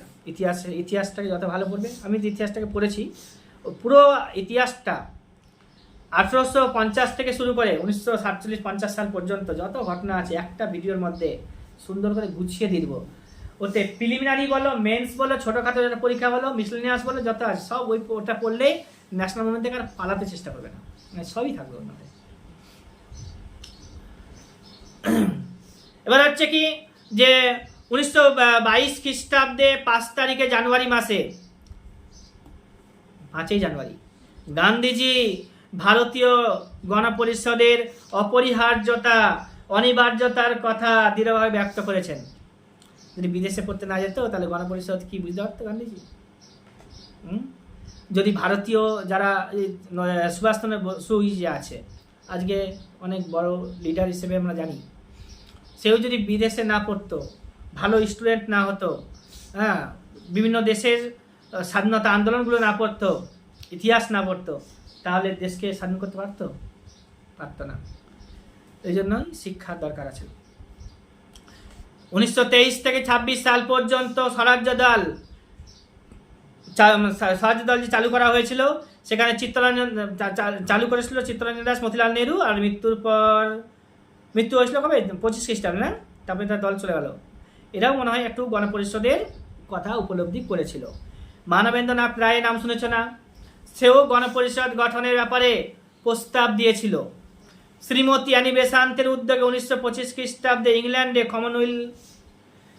কমনওয়েলথ যে বিল সেটা উত্থাপন করা হয়েছিল, সেখানেও গণপরিষদের ব্যাপারে আলোচনা করা হয়েছে। ব্রিটিশ সরকার 1933 খ্রিস্টাব্দে হোয়াইট পত্র বা শ্বেতপত্র, সেখানেও গণপরিষদের ব্যাপারে আবহাওয়া ছিল। এরকম অনেক ঘটনা আছে, তাহলে পড়তে হবে। গণপরিষদের প্রথম অধিবেশন বসেছে 9 ডিসেম্বর 1946, আর হচ্ছে দিল্লিতে সভাপতি ছিল সচ্চিদানন্দ সিনহা। পরবর্তী দুদিন পরে কে হলো? রাজেন্দ্র প্রসাদ। এখানে অনেকগুলো কমিটি তৈরি হয়েছে, 11-12টা কমিটি, মেজর কমিটি ছিল বেশ কিছু, মাইনর কমিটি ছিল। এগুলো সব পড়তে হবে, এখানে সব আমার লেখা আছে, হ্যাঁ, তোমরা এটাকে পড়বে। ক্যাবিনেট মিশন ভারতে আসে 1946 খ্রিস্টাব্দে। প্রথম গণপরিষদে 389 জন সদস্য ছিল, পরে পাকিস্তান পন্থীর আলাদা হয়ে গেলে 299 জন হয়ে গেল। সচ্চিদানন্দ সিনহা গণপরিষদের প্রথম অস্থায়ী সভাপতি, তারপর থেকে রাজেন্দ্র প্রসাদ এখানকার স্থায়ী সভাপতি। গণপরিষদ নিয়ে আমি ঘাটছি না, তোমরা এখানে পড়বে। গণপরিষদ নিয়ে আমি একটা আলাদা করে ভিডিও করবো, দেখবে। তোমাদের একটা ইন্টারেস্টিং সাবজেক্ট নিয়ে আসি। হ্যাঁ, যেটা হচ্ছে কি, এটা একটু জানতেই হয় যে source of Indian constitution. Source of Indian কনস্টিটিউশনে কি আছে বলো তো? কোন দেশ থেকে আমরা কি নিয়েছি? গভর্নমেন্ট অফ ইন্ডিয়া অ্যাক্ট থেকে আমরা কি কি নিয়েছি মনে আছে? কি কি নিয়েছিল একটু বলে দাও কয়েকটা। অফিস অফ গভর্নর, প্রেসিডেন্ট, আমাদের যে রাষ্ট্রপতি থাকবে, উপরাষ্ট্রপতি থাকবে, এগুলো কিন্তু 1935 খ্রিস্টাব্দে বলা হয়েছিল। আর পাওয়ার অফ ফেডারেল জুডিশিয়ারির ব্যাপারটা 1935 খ্রিস্টাব্দ থেকে আছে। জরুরি অবস্থার যে ব্যাপারটা আছে সেটাও 35 সাল থেকেই আছে, উল্লেখ করা আছে। ইউকে মানে United kingdom, UK means United kingdom, British parliament থেকে কি নিয়েছি? পার্লামেন্টারি সিস্টেম আগে নিব। বাইক্যামেরাল লেজিসলেচার ব্যাপারটা, বাইক্যামেরাল পার্লামেন্ট, লেজিসলেচার মানে রাজ্যে থাকবে, পার্লামেন্ট হচ্ছে সেন্ট্রালে, তো বাইক্যামেরাল পার্লামেন্ট। বাইক্যামেরাল মানে জানো? বাই মানে দুই, ঠিক আছে? হ্যাঁ, দ্বিকক্ষ বিশিষ্ট আইনসভা, একটা রাজ্যসভা এবং একটা লোকসভা। ভারতের পার্লামেন্ট শুরু হবে এখান থেকে। যে পার্লামেন্ট কাকে নিয়ে গঠিত হয়? লোকসভা থাকবে, রাজ্যসভা থাকবে, আর পার্লামেন্টের একটা হেড, কি নাম? রাষ্ট্রপতি, যাকে কেন্দ্র করেই চলছে পার্লামেন্ট। তাহলে তিনজনকে নিয়ে পার্লামেন্টের তিনটা পিলার, যেটা ছবি করে দেখিয়েছিলাম ত্রিভুজাকৃতি। তো parliamentary system, bicameral parliament, prime minister যে পোস্ট আছে সেটাও, কাউন্সিল অফ মিনিস্টার ব্যাপারটা, সিঙ্গেল সিটিজেনশিপ ব্রিটিশ পার্লামেন্ট থেকে, ওদের ওখানে একটাই সিটিজেনশিপ আছে, ঠিক আছে। আর rule of law, rule of law আচ্ছা আমাদের কোন সিটিজেনশিপ স্যার? সিঙ্গেল, তোমার ভোটার কার্ড কটা? একটা, তাহলে সিঙ্গেল সিটিজেনশিপ, ঠিক আছে, সিঙ্গেল সিটিজেনশিপ। আমেরিকাতে, আমেরিকা বলতে কোনটা? আমেরিকা যুক্তরাষ্ট্র, মানে তোমার হচ্ছে নর্থ আমেরিকা, সাউথ আমেরিকা, মহাদেশটা বলছি না, শুধুমাত্র আমেরিকা, যে ইউএসএ, যেটা নাম্বারিং একটা আছে 3 না 4, সেই আমেরিকাতে ওইখানে 50টা রাজ্য আছে। তার মানে এটা না যেখানে ওখানে মিলে 50টা রাজ্য, শুধুমাত্র ওইখানেই 50টা প্রভিন্স আছে। সেখানে 50টা প্রভিন্সের জন্য আলাদা করে একটা ভোটার কার্ড আছে, ঠিক আছে। আর ইউএসএ জন্য, মানে আমরা যে আমেরিকান, তার জন্য একটা ভোটার কার্ড আছে, ঠিক আছে, দুটো করে ভোটার কার্ড। ভারতে যদি থাকতো, পশ্চিমবঙ্গে নিবাসী আমরা, পশ্চিমবঙ্গের জন্য একটা ভোটার কার্ড, ভারতের নিবাসী আমরা ভারতের জন্য, মানে হচ্ছে যখন আমরা লোকসভার ভোট দিব তাহলে সেন্ট্রালের ভোটার কার্ড নিয়ে যাবো, রাজ্য সরকারের ভোট দিব তখন রাজ্য সরকারের দেওয়া ভোটার কার্ড নিয়ে যাবো, গভর্নমেন্ট অফ ওয়েস্ট বেঙ্গল লেখা থাকবে, ঠিক আছে, ওইটা নিয়ে যাবো, তাহলে হতো ডাবল সিটিজেনশিপ, ডুয়াল সিটিজেনশিপ। কিন্তু নাই, আমাদের একটা করেই কার্ড আছে, অর্থাৎ আমরা সিঙ্গেল সিটিজেনশিপ ভোগ করছি। কোথা থেকে নিয়েছি বলো? ব্রিটিশ পার্লামেন্ট থেকে, ইউকে থেকে। রুল অফ ল, আইনের শাসন, এটা কোথা থেকে নিয়েছি? ইউকে থেকে। এবার হচ্ছে প্রাইম মিনিস্টার, বলো ইউকে থেকে, তোমরা শুধু রিপ্লাই দিবে। পার্লামেন্টারি সিস্টেম ইউকে থেকে, বাইক্যামেরাল পার্লামেন্ট ইউকে থেকে। ইউএসএ থেকে কিনলাম, তাহলে ইউএসএ থেকে নিয়েছি। রিটার্ন কনস্টিটিউশন, ব্রিটিশ পার্লামেন্টে না লিখিত নাই, অলিখিত আছে। সব থেকে ক্ষুদ্রতম লিখিত সংবিধান, ভারতের সংবিধান হচ্ছে বৃহত্তম লিখিত সংবিধান, ইউকেতে অলিখিত সংবিধান, ইউএসএ তে ক্ষুদ্রতম লিখিত সংবিধান। 9, 10, 11, 12 বই আছে। এবার হচ্ছে ফান্ডামেন্টাল রাইটের কথা যদি বলি, ফান্ডামেন্টাল রাইট নিয়েছি ইউএসএ থেকে। সুপ্রিম কোর্ট নিয়েছি ইউএসএ থেকে। President as executive head of the state, state বলতে এখানে রাজ্য না, ইউনিয়ন। তাহলে হচ্ছে আমরা যে হেড, মানে প্রেসিডেন্ট, এখানে প্রেসিডেন্টকে আমরা এক্সিকিউটিভ হেড অফ স্টেট বলি, তাহলে এক্সিকিউটিভ হেড, ভারত সরকারের এক্সিকিউটিভ হেডকে প্রেসিডেন্ট। ইমপিচমেন্ট অফ প্রেসিডেন্ট বলো ইউএসএ থেকে। ইমপিচমেন্ট করা হয় না রাষ্ট্রপতিকে, কত নম্বর আর্টিকেলে? 61 জানা আছে, 61। তারপর হচ্ছে removal of SC and high court, supreme court, high court. এবার হচ্ছে ভাইস প্রেসিডেন্ট রাজ্যসভার চেয়ারম্যান হবে। জুডিশিয়াল রিভিউ এর ব্যাপারটা বলা হয়েছে, ইউএসএ থেকে নিয়েছি, এগুলো সব নিয়েছি। ইউকে থেকে নিয়েছি, অস্ট্রেলিয়া থেকে নিয়েছি কনকারেন্ট লিস্ট। কোঅপারেটিভ যে ফেডারালিজম আছে, তারপরে হচ্ছে তোমার জয়েন্ট সিটিং অফ 2 হাউসেস, পার্লামেন্টে যে 2টো হাউস আছে তাদের মধ্যে যৌথ অধিবেশন ব্যাপারটা, সেটা নিয়েছি কোথা থেকে? ফেডারাল ফান্ডামেন্টাল ডিউটিস, কর্তব্য, ডিপিএসপি আয়ারল্যান্ড, না এটা হচ্ছে রাশিয়া, ডিউটিস রাশিয়া, ওইটা চলে গেল তিনটা গেল। কনকারেন্ট লিস্ট গেছে, কোঅপারেটিভ ফেডারালিজম গেছে, আর হচ্ছে জয়েন্ট সিটিং হচ্ছে অস্ট্রেলিয়া। আর USSR, united states of Soviet Russia, এটা তোমরা চিনে গেছো, ক্লিয়ার হয়েছে তো? যে ইউএসএসআর কি, যে এই হচ্ছে ইউএসএসআর, এটা হচ্ছে হেডকোয়ার্টার। আর এখানে ক্ষুদ্র ক্ষুদ্র সমস্ত দেশগুলো যারা আছে, তারা তাইওয়ান যত যা আছে, ইউক্রেন সবাই ইউএসএসআর এর সাথে ছিল, প্রায় 12-13টা কান্ট্রি।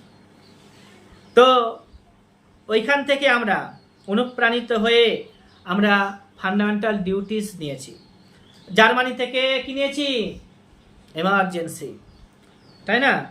এমার্জেন্সি আছে না, রাইট ডিউরিং এমার্জেন্সি, ও সাসপেনশন অফ ফান্ডামেন্টাল রাইট, মৌলিক অধিকার, যখন মৌলিক অধিকারগুলো সাসপেনশন হয়ে যাবে যখন এমার্জেন্সি লাগবে, ওটা নেওয়া হয়েছে জার্মানি থেকে। কানাডা থেকে নিয়েছি কি? যুক্তরাষ্ট্রীয় কাঠামো, রেসিডিউয়ারি পাওয়ার, অবশিষ্ট ক্ষমতা। সাউথ আফ্রিকা থেকে কি নিয়েছি? Procedure of constitution. আয়ারল্যান্ড থেকে কি নিয়েছি? DPSP Ireland. তারা নিয়েছে কোথা থেকে? স্পেন থেকে, তাই না? Nomination of members of Rajya Sabha by the president. রাজ্যসভাতে যে 12 জনকে কি করা হবে? মনোনীত করা হবে, নমিনেট করা হবে। সেটা কিন্তু আমরা নিয়েছি কোথা থেকে? বলো। আয়ারল্যান্ড থেকে। আয়ারল্যান্ড থেকে বলো। এখানে এইটুকুটা গেল। এখন তোমাদের ইচ্ছা মতো একটা টপিক পড়ানো হবে। বলো কোনটা শুনতে চাও? লোকসভা না স্পিকার না রাজ্যসভা না রাষ্ট্রপতি না উপরাষ্ট্রপতি? কি চাও? রাষ্ট্রপতি আর স্পিকার।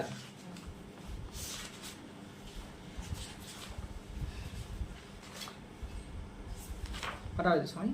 9টা। বেশি সময় লাগে না, বেশি পড়তে সময় লাগে না। যেহেতু মনে হচ্ছে যে অনেক বোরিং হয়ে যাচ্ছে, অনেক সময় পড়লাম, এরকমটা কোনো ব্যাপার নাই। 1 ঘন্টাতে যা নোটস নেওয়া যায় পড়া হয়, আমরা পড়ি না। তুমি এখন দেখবে তো কতগুলো পড়লাম, যেটা মাত্র 1 ঘন্টা 21 মিনিটের ভিডিও হয়েছে।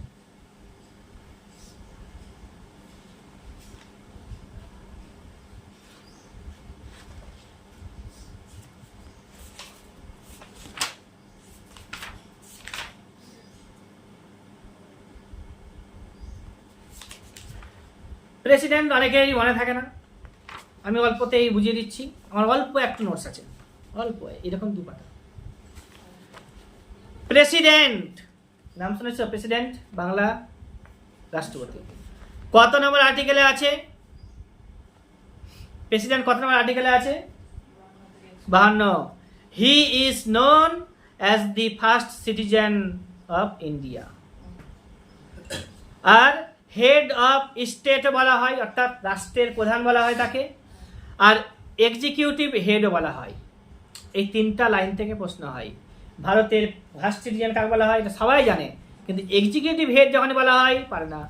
হেড অফ স্টেট জিজ্ঞাসা করে নিল, ওখানে রাজ্যপালকে অপশানে দিল না। ঠিক আছে, আসবে তো, যেগুলো আসে সেগুলোতে এখন তোলা হয়েছে, বেশি লেখা নেই, উল্টা পাল্টা লেখা নেই। তাহলে হচ্ছে তাকে বলা হচ্ছে কি? First citizen of India. Head of state, রাষ্ট্রের প্রধান। স্টেট মানে বলো রাষ্ট্র, রাজ্য হয়। এক্সিকিউটিভ হেড বলা হচ্ছে। আর্টিকেল 52তেই বলা হয়েছে। প্রশ্ন তো ঘুরিয়ে দেওয়া যাবে যে রাষ্ট্রপতিকে হেড অফ স্টেট বলা হয়েছে কত নম্বর আর্টিকেলে? 52। ফার্স্ট সিটিজেন বলা হচ্ছে কত নম্বর আর্টিকেলে? 52। এক্সিকিউটিভ হেড বলা হচ্ছে কত নম্বর আর্টিকেলে? 52। আর কি আছে জানো? যে 53 যদি বলি, 53 হচ্ছে এক্সিকিউটিভ পাওয়ার অফ ইউনিয়ন, অর্থাৎ কেন্দ্রের যে ক্ষমতা সমস্তটা রাষ্ট্রপতির কাছেই থাকবে। 53 নম্বর ধারাতে বলা হয়েছে। 54 থেকে কি বলা হয়েছে? ইলেকটোরাল কলেজ তৈরি করবে। Electoral college. আর ইলেকটোরাল কলেজ যে হবে না, কাদেরকে নিয়ে তৈরি হবে? রাষ্ট্রপতিকে ইলেক্ট করতে হবে, এর জন্য একটা ইলেকটোরাল কলেজের মাধ্যমে রাষ্ট্রপতি মানে কলেজিয়াম, কলেজ তৈরি করতে হবে। Electoral college, collegium. 54 নম্বর ধারা বলা হয়েছে। কাকে কাকে নিয়ে কলেজটা তৈরি হবে? তো হচ্ছে তোমার Rajya Sabha, Lok Sabha, state legislative assembly মানে বিধানসভা, অ্যাসেম্বলি মানে সভা, এটা হলো। আর ইউটি ইউনিয়ন টেরিটরি থেকেও আসবে। তো ইউটি ব্যাপারটা আগে ছিল না। ইউটি 1952 সালে এসেছে। ইউটি বলতে 1952 সালে দিল্লি, আর হচ্ছে তোমার যেটা হচ্ছে পন্ডিচেরি, নাম শুনেছো না? সেটা 1962 সালে পন্ডিচেরিতে বিধানসভা গঠন করা হয়েছিল। তখন থেকে স্টেট লেজিসলেচার অ্যাসেম্বলি হচ্ছে এসএলএ, এখানে দেওয়া আছে। তাহলে রাষ্ট্রপতিকে নিয়োগ করতে গেলে যে কলেজ তৈরি করতে হয়, সেখানে রাজ্যসভা, তোমরা এটা জানো তো? রাজ্যসভা বলতে আমি কোনটাকে বলছি, বিধানসভা বলতে কোনটা বোঝাচ্ছি, আর হচ্ছে লোকসভা বলতে কোনটা বোঝাচ্ছি। পার্লামেন্টের ঘরটা দেখেছো, ওখানে দুটো হাউস আছে, রাজ্যসভা, লোকসভা। বিধানসভা মানে হচ্ছে বিধানসভা, স্টেট লেজিসলেটিভ অ্যাসেম্বলি মানে হচ্ছে বিধানসভা প্রত্যেকটা রাজ্যে আছে। ঠিক আছে, বাংলাতে আছে নবান্ন। ঠিক আছে, এখানে যারা থাকে মানে যাই মেম্বার হিসেবে 294 জন, তারা হচ্ছে এখানকার সদস্য। এরাও ভোট দেবে রাষ্ট্রপতি হওয়ার পক্ষে, এটারও ভোট আছে। এরা দেবে ভোট কাদের হয়ে? আমাদের হয়ে। ওখানে ভোট দেবে কারা? আমাদের হয়ে, পরোক্ষ হবে। রাষ্ট্রপতিকে ইলেকশন করা, রাষ্ট্রপতি যে ইলেকশন করা হয় সেটা পরোক্ষ ইলেকশন। রাষ্ট্রপতি জনগণের প্রত্যক্ষ ভোটে নির্বাচিত হয় না, পরোক্ষ ভোটে নির্বাচিত হয়। পরোক্ষ ভোট মানে যে কারোর হয়ে কেউ দেবে, তো আমাদের জনগণের হয়ে কেউ দিচ্ছে, আমাদের মনোনীত নির্বাচিতরা তারা দিচ্ছে, এই জন্য এটা পরোক্ষ। ইউটি থেকে দুটো ইউটির কথা বলেছিলাম, দিল্লি আর হচ্ছে পন্ডিচেরি রাষ্ট্রপতির ইলেকশনে অংশগ্রহণ করে। এবার হচ্ছে কি 70তম অ্যামেন্ডমেন্ট করা হয়েছিল 1992 সালে। এরা শোনো 52 সালে দিল্লিকে ইউটি করা হয়েছে। 62 খ্রিস্টাব্দে পন্ডিচেরিকে ইউটি করা হয়েছে, কিন্তু 70তম সংবিধান সংশোধন 1992 সাল থেকে দিল্লি এবং পন্ডিচেরি রাষ্ট্রপতি নির্বাচনে অংশগ্রহণ করে। কি বললাম? 70তম সংবিধান সংশোধন 1992 সালের পর থেকে দিল্লি এবং পন্ডিচেরি রাষ্ট্রপতি নির্বাচনে অংশগ্রহণ করে। আর্টিকেল নাম্বার 55 রাষ্ট্রপতি নির্বাচনের পদ্ধতি সম্পর্কে আলোচনা করা হয়েছে। এটা ইনডাইরেক্ট ইলেকশন হবে। ভোট ভ্যালু অফ এমপি, রাষ্ট্রপতি নির্বাচন পদ্ধতি হবে না, কার ভোট ভ্যালু কেমন। তো ভোট ভ্যালু অফ এমপি, যে একজন এমপির ভোট, এমপি মানে মেম্বার অফ পার্লামেন্টের ভোটের যে ভ্যালু কি করছে দেখো, যে ওখানে টোটাল মেম্বার হচ্ছে পার্লামেন্টের টোটাল মেম্বার কত? 800 জন। কদিন পরে নেব 800 জন, তারপর আবার ডেটা সব চেঞ্জ হবে, তখন আবারও মাথায় গন্ডগোল হবে। এখন যদি না বুঝে না ব্যাপারটা, পরে টাফ হতে পারে। তো হচ্ছে টোটাল মেম্বার হচ্ছে 800 জন। ওই হাউসটা যে আছে, নিউ বিল্ডিং পার্লামেন্ট তৈরি করছে, পার্লামেন্টের জন্য নিউ বিল্ডিং তৈরি হয়ে গেছে, কে তৈরি করেছে, কোথায় তৈরি করেছে, কোথায় আছে সব জানতে হবে। কতগুলো সিট আছে পার্লামেন্ট, লোকসভাতে কতগুলো আছে, রাজ্যসভাতে কতগুলো আছে। এবার হচ্ছে রাষ্ট্রপতি কতজনকে মনোনীত করতে পারবে, ওখানে অ্যাংলো ইন্ডিয়ানরা থাকবে কিনা, নতুন ডেটা আসতে চলেছে খুব তাড়াতাড়ি। ইলেকশনটা হোক, তারপরেই 26 সালেই চলে আসবে। 24, 25, 26, হ্যাঁ 26 সালে আসার কথা আছে, তার আগে থেকে তুমি সব ডেটা ফেটা পেয়ে যাবে 25 সালের পর থেকে। ততদিনে চাকরি পেয়ে গেলে তুমি পড়াবে কাউকে, যদি ভাই বোনদেরকে যদি পড়াতে চাও। Sum of all value of MLA of the state.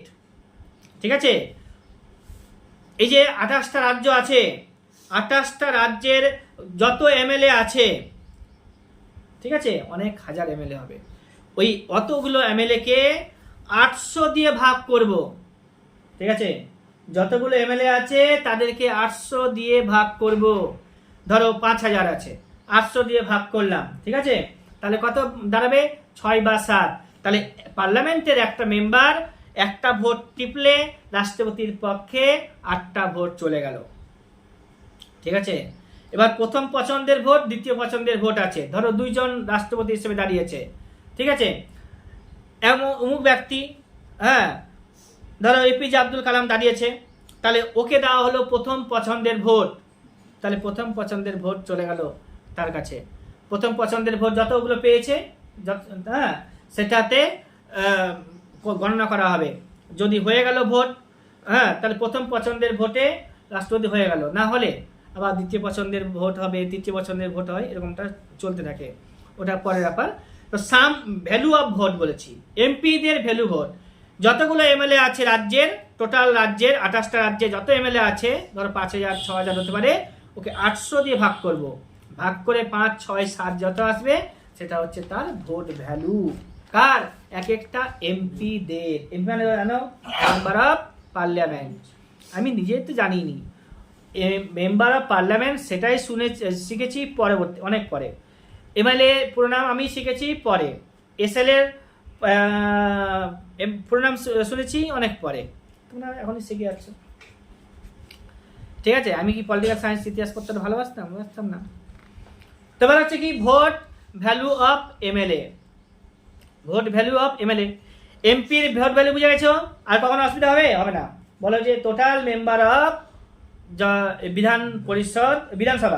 বিধানসভা পরিষদের কথা নাই এখানে। বিধান পরিষদের সদস্যরা দেয় ভোট, রাষ্ট্রপতি না, কারণ ওখানে বলতাম অপশনে যে বিধান পরিষদ যে রাজ্যের আছে দিবে না। তাহলে এমএলএদের ভোট বাই এমপিদের ভোট, ঠিক আছে, total value vote of MP, হ্যাঁ, equal to vote value of MP. এবার হচ্ছে কি vote value of MLA, total population of a state. পশ্চিমবঙ্গের জনসংখ্যা হচ্ছে 9 কোটি 10 কোটি 9 কোটি। একে ভাগ করতে হবে কত দিয়ে? একে ভাগ করতে হবে তোমার টোটাল এসএলএ দিয়ে, স্টেট লেজিসলেটিভ অ্যাসেম্বলিতে যারা আছে, মানে যারা এমএলএ তে যারা আছে, এমএলএ যারা আছে 294 দিয়ে ভাগ করতে হবে। 9 কোটিকে 294 দিয়ে ভাগ করতে হবে, আবার ভাগ করতে হবে 1000 দিয়ে। 9 কোটিকে 1000 দিয়ে ভাগ করলে কত আসবে? 9 লাখে চলে আসবে না, তাই না? 100 দিয়ে ভাগ করলে 9 লাখ 9 কোটি 9 90 9, হ্যাঁ 9 লাখে চলে আসবে। 9 লাখকে ভাগ করতে হবে 300 দিয়ে, তাহলে কত আসবে? 9 লাখকে 300 দিয়ে ভাগ করলে কত আসবে? দুটো শূন্য আর কেটে দাও, 9 লাখ থেকে দুটো শূন্য কাটলে কত হবে? 9000-এ চলে আসবে। 9000-কে ভাগ করে দিবে আবার কত দিয়ে? 3 দিয়ে, 3000। একটা ভোট ভ্যালু 3000, ঠিক আছে, এরকম। তাই বিভিন্ন রাজ্যে বিভিন্ন হবে। এটা হচ্ছে ভোট ভ্যালু অফ এমপি। কি হলো তাহলে? Total population of a state, হ্যাঁ এটা এমএলএ বলছি, MLA vote value, total population of a state by SLA by 1000 into না 1000 তো হাওয়াদ কমাতে হবে এরকমটা। আগে তুমি ভোট ভ্যালু পপুলেশন বাই হচ্ছে তুমি এসএলএ বার করলে, ওটাকে আবার 1000 দিয়ে ভাগ করলে। জিজ্ঞেস করেছে একবার মেন্সে, এমনিতে তো না। এটা এই ক্লাস 11-এর রাষ্ট্রপতির নির্বাচন পদ্ধতি সম্পর্কে আলোচনা করো, তাহলে দিতে হয়। আমিও দিয়েছি, আমার 11-এ দ্বাদশে এই ছিল পলিটিক্যাল সায়েন্স ছিল, তখন আমি এটা নোটসটা লিখেছিলাম। রাষ্ট্রপতি ক্রিয়াকলাপ এসেছিল 2008 সালে। অ্যাবসলিউট মেজরিটিতে রাষ্ট্রপতিকে নিয়োগ করা হয়। এবার হচ্ছে আর্টিকেল 56 যে আছে, রাষ্ট্রপতির কার্যকালের সময়কাল ও শর্ত। রাষ্ট্রপতির কার্যকালের সময়কাল শর্ত, এখানে আর বিশেষ আলোচনা করা হয়নি। কার্যকাল শর্ত তোমরা জানবেই, রাষ্ট্রপতি হতে গেলে কি কি লাগছে, রাষ্ট্রপতি কার্যকাল কত আছে, শর্ত কি আছে। কারণ এই রাষ্ট্রপতি কি কার্য আছে, কার্যাবলী, ওটা আমাদের পরীক্ষাতে খুব বেশি জিজ্ঞেস করে না। জিজ্ঞেস করে কি রাষ্ট্রপতি কার্য বলতে কাকে কাকে নিয়োগ করে সেটা জিজ্ঞেস করে, ঠিক আছে। রাষ্ট্রপতি কি করবে না করবে জিজ্ঞেস করে, থিওরি বেস প্রশ্ন হয় না, তখন এমসিকিউ হয় 2 বছর আরও এমসিকিউ, তারপরে আবার রাষ্ট্রপতির কার্যাবলী মুখস্থ করতে হবে, বিসিএস দিলে আইএস দিলে। 57-এ আছে, ভারতে একজন ব্যক্তি 2 বার রাষ্ট্রপতি হতে পারবে, 2 বার। রাজেন্দ্র প্রসাদ এমন একজন ব্যক্তি যে প্রথম এবং শেষ 2 বার রাষ্ট্রপতি হয়েছে। আলোচনা ক্লাসের শুরুতে এটা জিজ্ঞেস করা হয়েছিল। 58-এ বলা হয়েছে কোয়ালিফিকেশন, কি কোয়ালিফিকেশন আছে রাষ্ট্রপতি হতে গেলে? 35 বছর বয়স হতে হবে, ব্যাংক্রাপ্টি থাকতে হবে না, ডাবল স্যালারি নেওয়া যাবে না, অর্থাৎ কোনো লাভজনক পদে থাকা হবে না, এরকমই আছে, দেউলিয়া থাকা যাবে না ইত্যাদি। আর সিকিউরিটি ডিপোজিট করতে হবে 15,000 টাকা, পরে তুলে নেওয়া যায়। এবার হচ্ছে প্রেসিডেন্ট হওয়ার ক্ষেত্রে এলএস লোকসভা সদস্য হওয়ার মতো যোগ্যতা থাকতে হবে। রাষ্ট্রপতি হতে গেলে লোকসভার সদস্য হওয়ার মতো যোগ্যতা থাকতে হবে। লোকসভার বলেছি, পার্লামেন্টের না, হ্যাঁ লোকসভার। আর যদি উপরাষ্ট্রপতি হতে চাও তাহলে রাজ্যসভার, পার্লামেন্টের না, রাজ্যসভার। উপরাষ্ট্রপতি হওয়ার ক্ষেত্রে রাজ্যসভার মতো যোগ্যতা থাকতে হবে। রাষ্ট্রপতি নির্বাচনে কোনো ডিসপিউট যদি দেখা যায়, রাষ্ট্রপতি নির্বাচন সংক্রান্ত কোনো ডিসপিউট দেখা দিলে তা সুপ্রিম কোর্ট নিষ্পত্তি করবে। এই যে ছেলেটা আছে না, যে ছেলেটার নোটসে লেখা আছে, এটা এই ছেলেটার মুখস্থ বিদ্যা ভালো ছেলে, ধৈর্যটা কম। এটা করবো, ওটা করবো, এটা করবো, ওটা করবো, সুন্দর করে লিখতো, মুখস্থ করতো, বেশি দিন ক্লাস করতে পারেনি। ও 2-3বার ভর্তি হয়েছে আমার কাছে। বলেছিলাম না যে আসলো 2-4 দিন পরে নিল, ডুব, আবার আসলো, আবার ডুব। এখনো পর্যন্ত প্রিলিমিনারিও পাস করেনি একবার। 18 সাল থেকে ও পড়ছিল।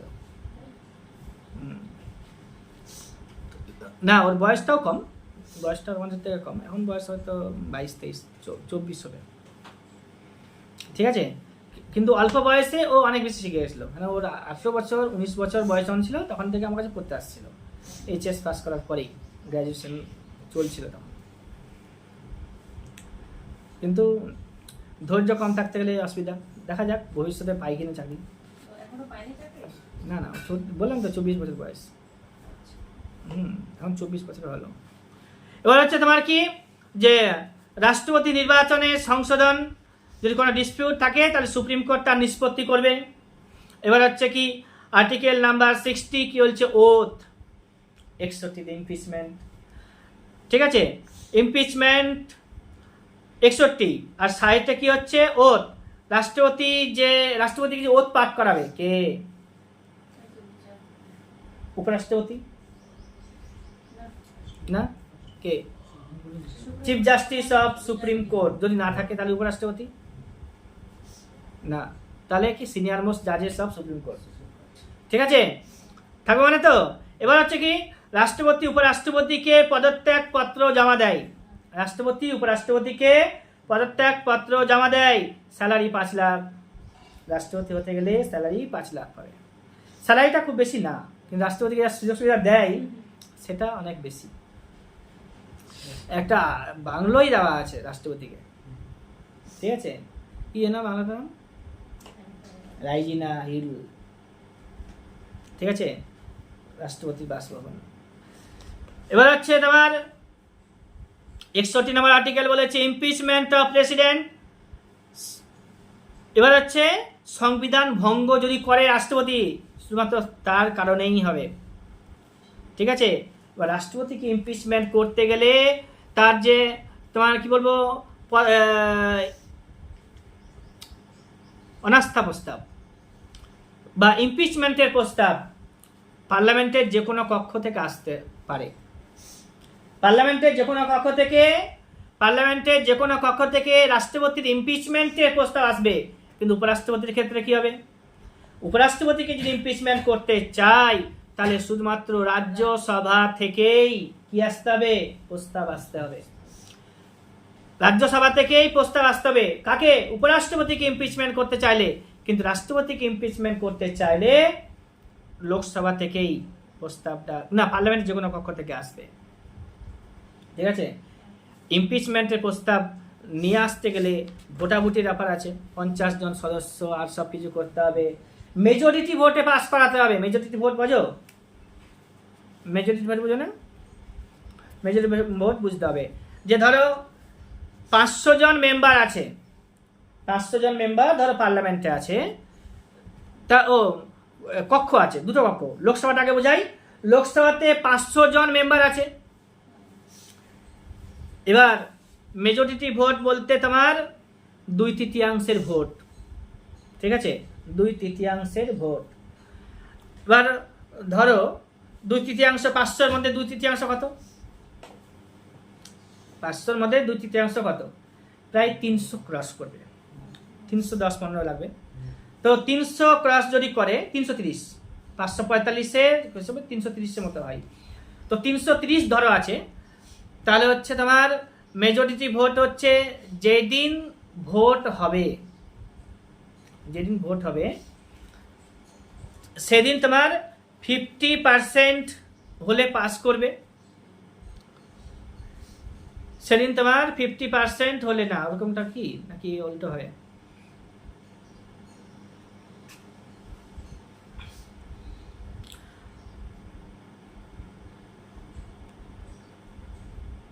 হ্যাঁ, যেদিন ভোট হবে সেদিনের 2/3 ভোটে পাস করাতে হবে।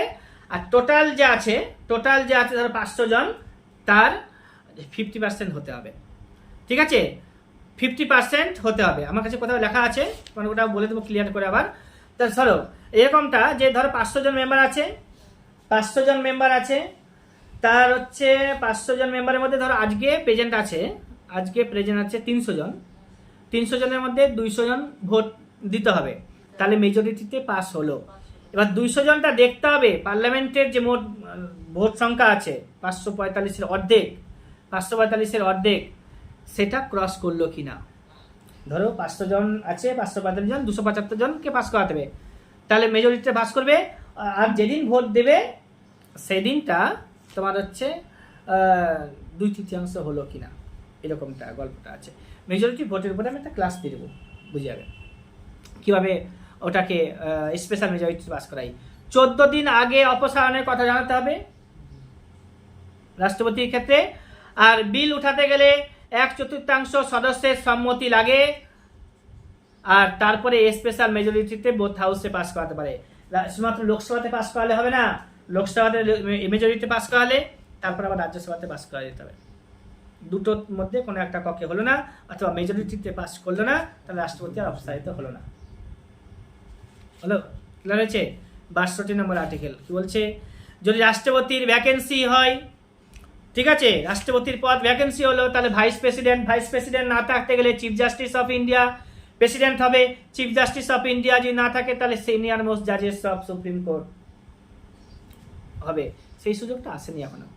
চিফ জাস্টিস অফ ইন্ডিয়া হয়েছে ওই 1969 মোহাম্মদ হিদায়তুল্লাহ তখন চিফ জাস্টিস অফ ইন্ডিয়া ছিল, দুজন চেঞ্জ হয়েছিল। ঠিক আছে, তো গেল। ভ্যাকেন্সি কবে হতে পারে? ভ্যাকেন্সি প্রেসিডেন্ট হতে পারে ইমপিচমেন্টের মাধ্যমে ভ্যাকেন্সি করা যেতে পারে। এবার হচ্ছে ইল এর কারণে 6 মাস ধরে অসুস্থ, 6 মাস তো রাষ্ট্রপতির পদটা শূন্য থাকবে না, অসুস্থ হলে সেটা হতে পারে। ফরেন ট্যুরে গেছে 1 মাসের জন্য, 15 দিনের জন্য, তাহলে ওটা হবে ভ্যাকেন্সি বলে মান্যতা দেওয়া যাবে। আর 5 ইয়ার্স কমপ্লিট হয়ে গেলে ভ্যাকেন্সি হতে পারে। 4 ভাবে এখানে উল্লেখ করা দেখেছি, এরকম 4 ভাগেই হয়। মারা গেলে হতে পারে, মারা লেখা নেই না, হঠাৎ করে মারা গেছে, ওটা হঠাৎ করে মারা গেছে, তার কারণে হবে ইমপিচমেন্টের মাধ্যমে, সেটা হবে ইল হয়ে গেছে তার কারণে হবে, ফরেন ট্যুর গেছে তার জন্য হবে, আর 5 ইয়ার্স কমপ্লিট হয়ে গেলে হবে। ঠিক আছে, কিচেন ক্যাবিনেটের নাম শুনেছো? কিচেন ক্যাবিনেট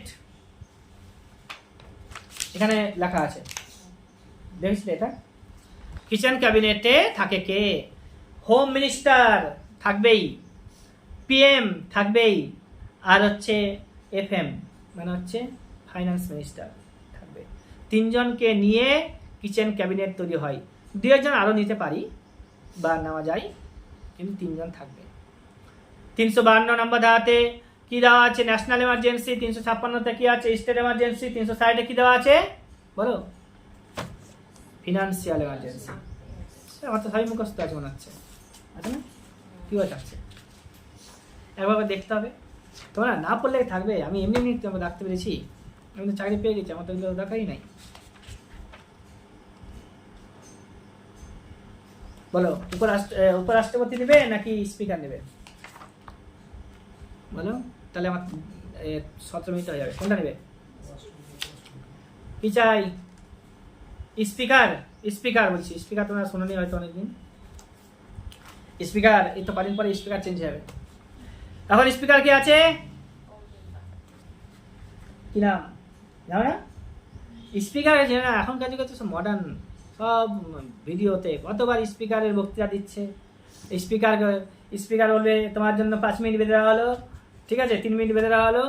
আর যে এমপি আছে না, ও তার মনের বেদনা যত আছে রাজ্য থেকে নিয়ে গেছে, তার মানে থেকে তোমার হচ্ছে এমপির এরিয়া থেকে সব গিয়ে উগড়ে দিচ্ছে। যারা বক্তৃতা দিতে জানে, যে জানে না সে দিবে না। আমি মোটামুটি জানি, তো আমি ওই দিতে পারবো।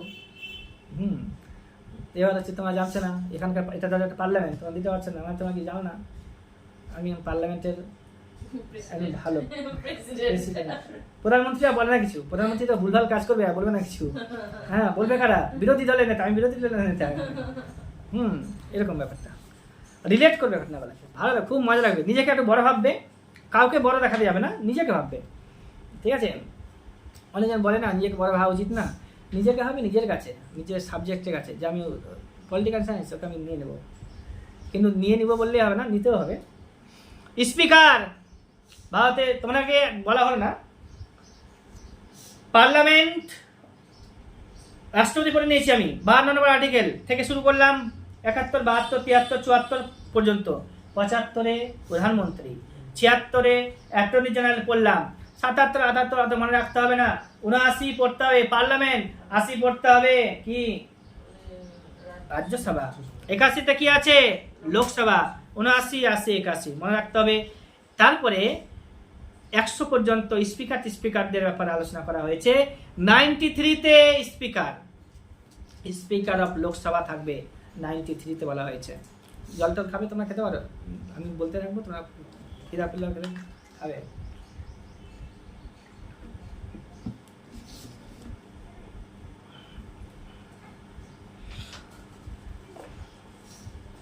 জলটা অন্তত খাবে, জলটা খাওয়া না খেলে শরীরটা মনে হচ্ছে ঝেড়ে যাবে।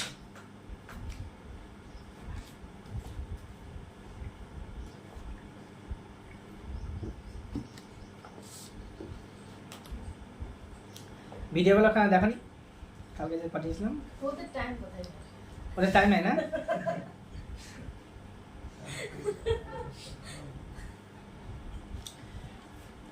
না পড়লে, না দেখলে, না শুনলে চাকরি তো হবে না। আর পড়লে, শুনলে, শিখলে একটা কেন 10টা চাকরি আসবে।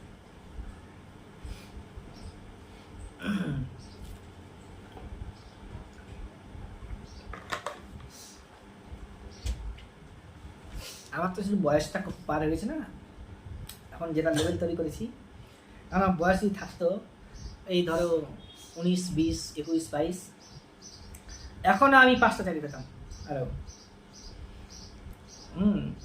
WBPতে যতবার বসতাম সব পাস করতাম, SI পরীক্ষায় যতবার বসতাম সব পাস করতাম। হ্যাঁ, তারপরে হচ্ছে তোমার আরও যে পরীক্ষাগুলো হয় ছোটোখাটো সেন্ট্রাল ফেডারেল পরীক্ষাগুলো, SSC, MTS হয় না, MTS-এ মনে হয় যে আমার কাছে জিকে প্রশ্ন ছুটে যাবে, খুব বেশি হলে 2টা 4টা ছুটবে। তো তোমাদের এখন বয়সটা আছে, মানুষ তো সবাই তো কখন রেডি হয়, তোমরা হয়তো সুযোগ পেলে রেডি হয়ে যাবে। তো কখন যখন বয়সটা পার হয়ে যাবে, আমার বয়স পার হয়ে যাচ্ছে, আমি রেডি হয়েছি। এখন হঠাৎ করে যদি ভুল করে আমি যদি পেয়ে যাই একটা BCS TCS, তাহলে আবার সব কাজে লেগে যাবে। কারণ প্রধানমন্ত্রী তো সব বয়সকালেই হয়, ঠিক না? প্রধানমন্ত্রী বলে, রাষ্ট্রপতি দেখেছো কখনো 60 বছরের নিচে হয়েছে একটা? দেখনি না? তার মানে আমি এখন রাষ্ট্রপতি হতে পারি, এখন রাষ্ট্রপতি হওয়ার মতো যোগ্যতা হয়নি, 35 বছর হয়নি, এখন একটু বাকি আছে। ভালো লাগে না ভাবতে গেলে? ভাববে, না ভাবলে কি কেউ করতে পারে? স্বপ্ন না দেখলে কি হতে পারে? পরীক্ষায় পাস করার আগে বাড়িতে বসে 50 বার পরীক্ষা দিতে হয়, ঠিক না?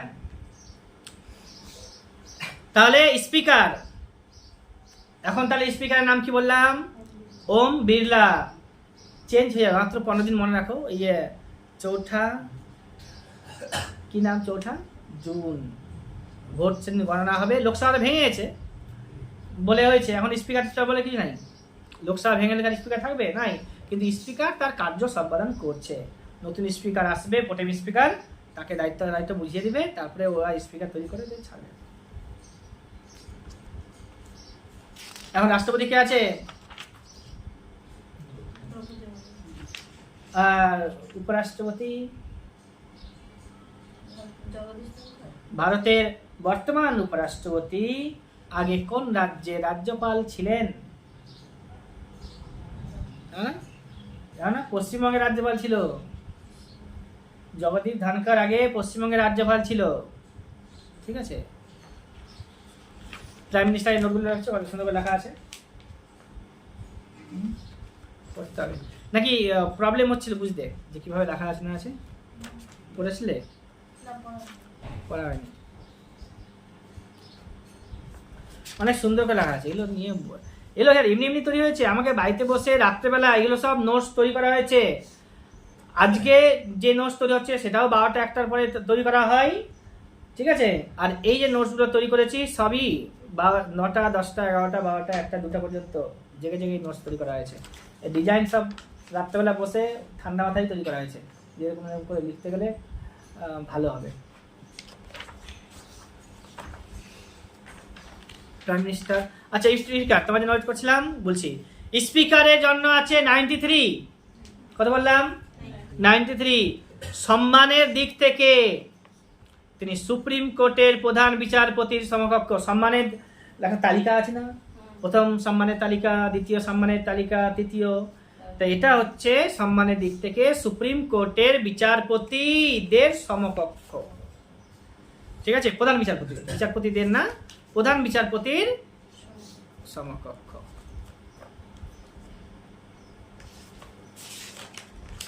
এই যেমন একটা তালিকা আছে সুপ্রিম কোর্টের প্রধান বিচারপতির জন্য, যে তালিকা নম্বর মানে 6।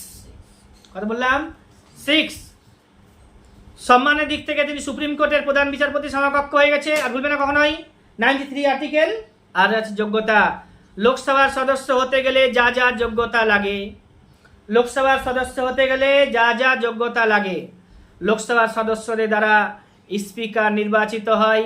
দেখবে এবার যে স্পিকার তৈরি করা হবে তার লাইভ লোকেশনটা দেখবে, প্রধানমন্ত্রীগুলোকে করা হবে লাইভ লোকেশনটা, বড় করে একটা সেরিমনি হবে, ঠিক আছে। সবাই ওখানে প্রেজেন্ট থাকবে, সবাই শপথ বাক্য গ্রহণ করবে। দ্রৌপদী মুর্মুই প্রধানমন্ত্রীকে শপথ পাঠ করাবে, অন্যান্য সমস্ত মিনিস্টারদেরকে করাবে, দেখবে তাহলে তোমাদের ক্লিয়ার হয়ে যাবে। কার্যকালের মেয়াদ কত?